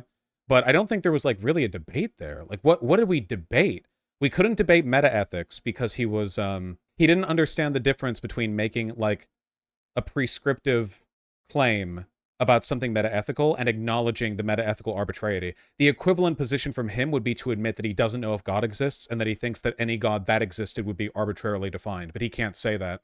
Of course, he probably doesn't actually believe in God, so it doesn't really matter. That was supposed to be debating Christian nationalism. He still never listed a policy. Literally, the only thing he wanted to talk about was like, yeah, I'd ban abortion. Yeah, no shit, dude. You're a fascist. Like, of course you ban. I know you ban abortion. But like, what is that? Like, but like, he never gave anything. I think he was trying to do like the modern version of that, like Marcus Aureli thing. You know that guy that H-Bomb made a video on ages ago? The guy who would like drink out of the skull cup and have a cigar, and he would like pretend to drink whiskey, and he was like the masculine philosopher warrior or whatever. I think he's trying to do that shit. Davis Aureli, yeah. I think he was trying to like hit those points. You're literally subhuman the way you have that much patience, bro. Holy I've never been at a point where literally it's like, tell me whether this policy would work. And I Google an article and then link it to him. And I'm like, hey, so here's the policy. And then I read the part where it says how it would work. And he's like, what are you doing? You're not even saying anything. That's not even what I said that I wanted, you know? Oh, and the fascism thing, where he was like, you called me a fascist. Yeah, I used to be called Big Papa fascist, but like, let's argue on fascism. I bet you're more fascist than I am. And then he's like, pick any point. I'm like, okay, modernism, rejection of modernism. And then he tried to argue that Marx was not a modernist, and that in fact, an anti-liberal divine command theory believer was the real modernist. What the actual fuck is going on? Like, how do you have a conversation in that how do you, in any world? So this, when I say that I wouldn't, like, I don't want to like talk to Nick Fuentes with a moderator or whatever, that's an example of why, because the only reasonable, sensible, intelligent, rational, logical thing to do with somebody like that is just to make fun of them a bunch. Like, the pretense of a debate there was a formal construct that was undeserving. You know what I mean? I'm convinced he considers himself as evil, and you have to have a hatred for humanity to be that bad faith. Well, I think a lot of fascists are like overtly anti-empiricist in the sense that they like genuinely really do not believe in anything other than power. But like, it's pretty tough for him. The weird thing is, I feel like he could have played that a lot better too. If he had truly no beliefs, which he doesn't, I feel like he could have navigated that a lot more sensibly. You never said postmodernist, he literally tried to gaslight you. The funniest element of gaslighting was at the end when Alex asked Andrew to list out what specific policy I wanted to describe, and he said would help reverse the trend of lowering birth rates. And then I said, here's a policy that would help reverse the trend. And he was like, no, what I actually said would completely fix it on its own forever. And he did that within like 2 seconds, you know? Did you find open Nazis more or less bad faith when you debated them back in the day? No, they were more good faith back in the day, I think. The Nazis that I talked to. I don't know if he's a Nazi. I know he's a fascist. I don't know if he's a Nazi. I think the problem is that a lot of the guys who are in like the super far right pipeline or whatever, they want to be like logic bros. They want to do this whole like, oh wow, liberals think they're smart, well I'm gonna out logic them. But the problem is there's no way to logically defend the things they believe, so inevitably most of them turn over to like very open anti-empirical irrationalism. Do you wish Alex did more to mod? No, not really. I wish there was like no mod at all, because there was like no argument, right? There was no like actual argument, so there's nothing to moderate really. And then when we talked about Japan, and he was like, Vaush, it seems we really are the same. Vaush, you said that I inflict my ethics on others. I never said this. But you want to do the same by supporting paid overtime in Japan. Like what? It's like he had a list of gotchas that he was ready, but he didn't set that one up. So like he was, at some point, he was going to defend the idea of like forcibly suppressing the world and making it Christian. That's why he didn't challenge my framing when I said he was going to say that supporting another country's labor movement and invading Poland as Hitler are the same, because that's basically what he was arguing. Like, he was going to argue that any amount of death and destruction from his like ideology is fine, because I believe that I can argue for my ethics too. But Vaush, your ethics don't cause negative effects on others and apply to every human, am I correct? The argument, bro, you want to force your ethics on others is completely meaningless. The whole point of ethics is to moderate behavior. If you have ethical positions but don't believe they apply to anyone other than yourself, you don't actually have an ethical system. You just have like self-moderation. You don't actually have like an ethical framework. Everyone who believes in ethics believes in like making an argument to others. The question is, are your ethics good? Will they help or hurt people? That's one. And two, do you have good or bad ways of applying it to others? So for example, I think it's ethically wrong to do forced female genital mutilation. I think that's morally wrong. I think that my thinking that's bad is superior to people who think that's good. I think that I'm better than them in that respect. Now, one way that I could potentially apply my ethical belief to them would be doing the like British thing and like invading them and imposing my ethics. I don't think this is an effective way of making ethical arguments. Sometimes it is. For example, when we took issue with what Serbians were doing to Kosovars, Albanians, we NATO bombed them. Okay, sure. When we take issue with the Holocaust, we invade Germany. Okay, sure. You know? All right, that tracks. But I think for the most part, it's generally better to make an argument and get people on board with it as part of their own self-interest. You know? I would rather countries that practice female genital mutilation do it because culturally they shift away from that due to like feminism or whatever, than because the British Empire invaded them or whatever. How does he understand rule utilitarianism, though? That's confused me. He doesn't understand what utilitarianism is. He doesn't know. I genuinely, my general position when I talk to people like that is there's not that much point in it outside galvanizing my own audience, because my goal is, hey, all the people on my side, look at this recording of a debate. Like, look at this video. Isn't this guy insane? Like, this is what the other side is like. And I think that I'm effective in doing that for the most part. But I don't think I can move over their audience, not just because it's smaller. Well, Playing with Fire's audience isn't small, but I don't think they had that much people in the live stream. Not only because of that, but also because I feel like anybody who likes Andrew to begin with is pretty tough to save. You know what I mean? It's kind of like the pronouns guy, right? Like, if you make arguments against him, you're not really doing it to move his audience over. You're doing it so that a lot of people can have like an effigy to burn, you know, to have something to point at and go like, that's what they're like, so don't go over there because it's crazy, you know? So it's more like that. I think the issue is his audience has fundamentally different axioms. No, I disagree. So he has an incoherent ethical system. He claims that it's divine command theory, but he's not he doesn't care. In reality, it's the same like incoherent fascist irrationalism that we've seen in many other places. It's not that they have different axioms. Even if you take a fascist or a Nazi out of their echo chamber and try to do like a one-off like ethics with them, most of them will agree to the same basic axiomatic positions. Like seriously, I would know. I mean, I've talked to plenty of Nazis. You talk to a Nazi and you're like, hey, do you think human well-being is good? Most of them will say yeah. That's because the axioms that I think moral anti-realists have to subscribe to, they are intersubjectively believed in. They're intersubjectively true.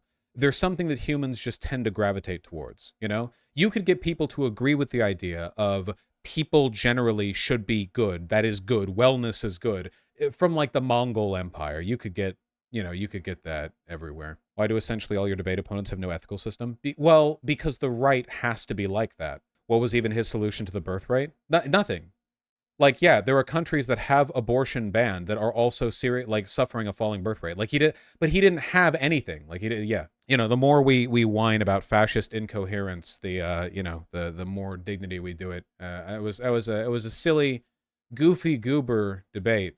So hold on. Speaking of debate, somebody said that the Wisecrack channel has me at the beginning of a video, or like me, or like Destiny making fun of me or something. Hold on. How debate got stupid. That's true. Today we're going to talk about debate, or the lack thereof, and why people on the internet, and in particular this website, love it so much. Debate is the oil, coal, and gas of the internet. It ferments amongst the masses in Twitter threads and subreddits. Oops, we meant in X threads and subreddits. It racks up viral views for streamers. I'm covering Destiny here. Like this. I'm sorry? This isn't true. That water has not always been H2O? Yeah, all you have to do is cross the Mexican border. And over there, it's aqua. That's H2O. It circulates via... So based. That clip. You know what's funny? People reference that. Nobody's actually said what was wrong with it. Still true. Still classic. The whole point of the discussion was he was arguing that trans women can't be women because women has a specific definition. And I was arguing that definitions vary all the time between countries. Like the definition of building. Like, what is a building? Right? Like is like something you've built like for a dog, is that a building? Is like a hole dug in a wall with like a little rock in front to block it a building? Does it vary country to country? Do some countries have different definitions of building? I bet you that most people wouldn't really consider like a mud hut to be a building, but cultures that historically built with more mud, like in Mexico or whatever, maybe would be more likely to say that, and civic definitions change as well. I've still never seen anybody give an actual... Okay, so like here's another big one, right? What is water? Like H2O, right? Yeah, cool. Okay, so is heavy water water? Like, it's not even H2O. Is that considered water? Well, it's like, oh, well, technically it's not water, but maybe people call it water. Oh, so one word could have multiple definitions, right? And even like a single term. Okay, is water that I have taken from a river water? Well, yeah, sure, it's river water, right? So is it water? So if I hold up a bucket and I say it's full of water, would I be lying if I had just taken the water from the river? And basically everyone would say no. Like, no, that's water. And then I say, oh, but what about the fact that it has detritus in it? It has sediment. Look, about 2% of the water that I've just scooped up is actually like dirt and stuff. So is it still water? And they're like, yeah, it's water. Sure. Okay. So what if I put, what if the 2% of not water in the water was actually cyanide? That's a lethal dose, by the way. 2% of a bucket of water. So now is it water? So like if I gave you a bucket of water and I put 2% by mass cyanide in it, and I said, yeah, dude, it's just water. What's the issue? It's water. Check it out. Would I be lying? Most people would say, yeah. Well, why? Wait, how am I telling the truth if it's water with 2% sediment from a river? Like, people would agree that's water. But I am lying if I say it's water and the 2% is cyanide. I know this sounds dumb, but I'm actually hitting on the basic linguistic truth of utility. In reality, whether or not it's water, whether or not you're lying about whether or not it's water, is a socially determined determination. It's a social determination which is oriented around utility. The reason people would say the river water, even though it's also 2% not water, is water, you're not lying to say it's water, when they wouldn't say the same with the cyanide, is because the water with a bit of sediment in it is functionally water, right? Like, it's still water, you know? Like, it's a bucket of water. It's got some crap at the bottom. It's water, right? If you said this is water, no one would challenge you. But with the cyanide, well, now that has a very different utility, doesn't it? Very, very different. Extremely different, one might say. Now, sure, it may be the same amount of water as the water with the river sediment, but it has a very different use, doesn't it? Here's another good example, okay? One more good example that we can also use for water, all right? Let's say that you're in a laboratory and you use water as part of your laboratory process. I don't know, something to do with petri dish and bacteria, whatever. Now, the water they use in environments like that has to be very pure. Very, very pure. It has to be very specific in its chemical composition. It has to be very clean. Now, imagine if somebody said, like, hey, specimen 23 is looking a little dry. Can you bring me some water? And you brought, like, tap water. Yeah, dude, got water. And you, like, poured some tap water in.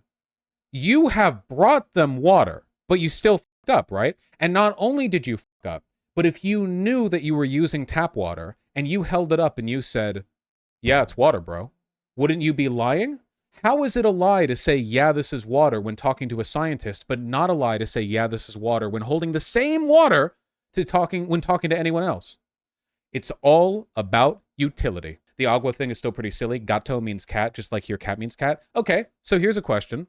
Do you think that the comparable word in any other language for any given object always refers to the exact same thing? Do you think it's possible that a word that we might consider to be a rough translation, a comparable translation, might encompass slightly different ideas, different parameter? I bet you, by the way, and I'm not an expert in Spanish, obviously, or Spain or Mexico, but I bet you that there are different cultural connotations behind gato and cat, even though they mean and refer to exactly the same thing. Now, I made all of this clear in the debate that I had here. Like, people take this one clip of me saying agua, which is admittedly hilarious. But I was making this argument in the context of a broader one about the utility of language, which fits in, of course, with transgender people, right? Because you could argue like, well, the definition of woman is X chromosomes. Okay, well, we make definitions. We choose definitions. Why? Is there perhaps more social utility in a definition of woman that isn't biologically determinative, especially since we know for an absolute fact that we refer to people as women who do not have XX chromosomes? Maybe they have androgen insensitivity while having XY chromosomes. Maybe we just don't know. Maybe they have the XXY. I don't know, you know? So anyway, the point that I'm getting at here is that I'm always right. I've never been wrong, and I'm always right. Vaush, in English, you can use the word tired to say you are fatigued or sleep deprived. This crossover of concepts doesn't work in Spanish. Wait, really? In Spanish, their word for tired doesn't imply fatigued or sleep deprived? How does that work? What else does tired... I don't know. The linguistics is very complicated. Very, very complicated. People in chat were saying I get mentioned multiple times here. What's up? The masses. Is that me? At PragerU. Okay, so let's try to figure this all out. In today's video, did debate me bro culture kill debate?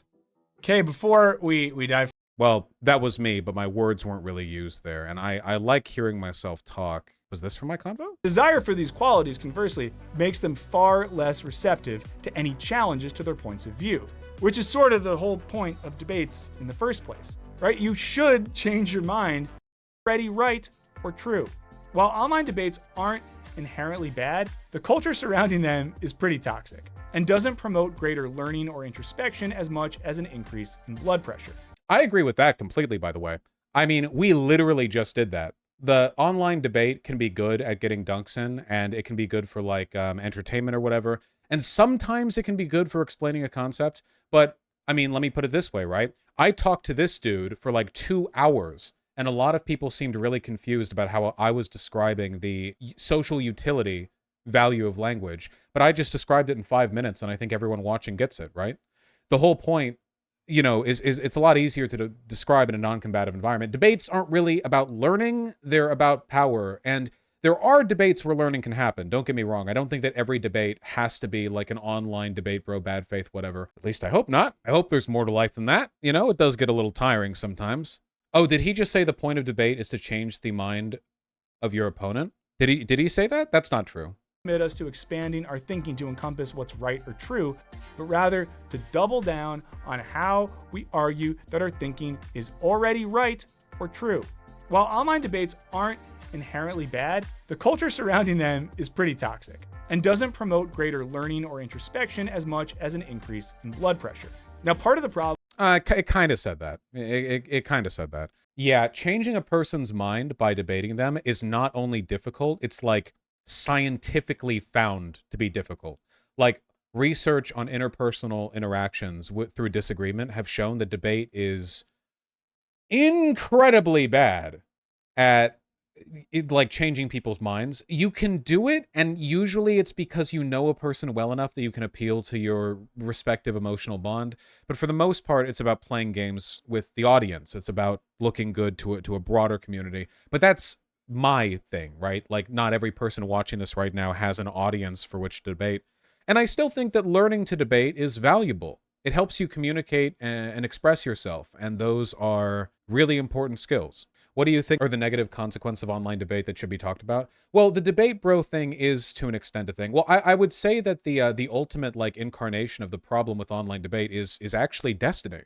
Destiny is really smart. I mean, I don't think anyone can deny that, but I think that he's kind of gone down a path where in many cases the satiation of his feeling of intellectual superiority takes precedence over anything material in a debate, whether that be what's actually true. Like, I'll put it this way. He's been known to do the thing where he doesn't believe something, but will play devil's advocate because he's like, I bet these stupid lefties don't even know how to debate against it. I bet, let me take this position. Yeah, you have no chance against me. Yeah. And then afterwards he's like, well, I don't actually believe that, but like, they don't even believe this. They're not even grounded. I think these would be examples of like sophistry, essentially, right? Where like truth and meaning and even purpose kind of takes second fiddle to using debate as a game to feel good, which it often is. And well, I guess to an extent, like everyone does this to an extent. I do this to an extent too. I think he does it a lot worse though. Ironically, they were calling you a sophist in Andrew's chat the entire time. Yeah, because people use that as like a go-to insult. I try not to use it that much because conveying meaning is really difficult.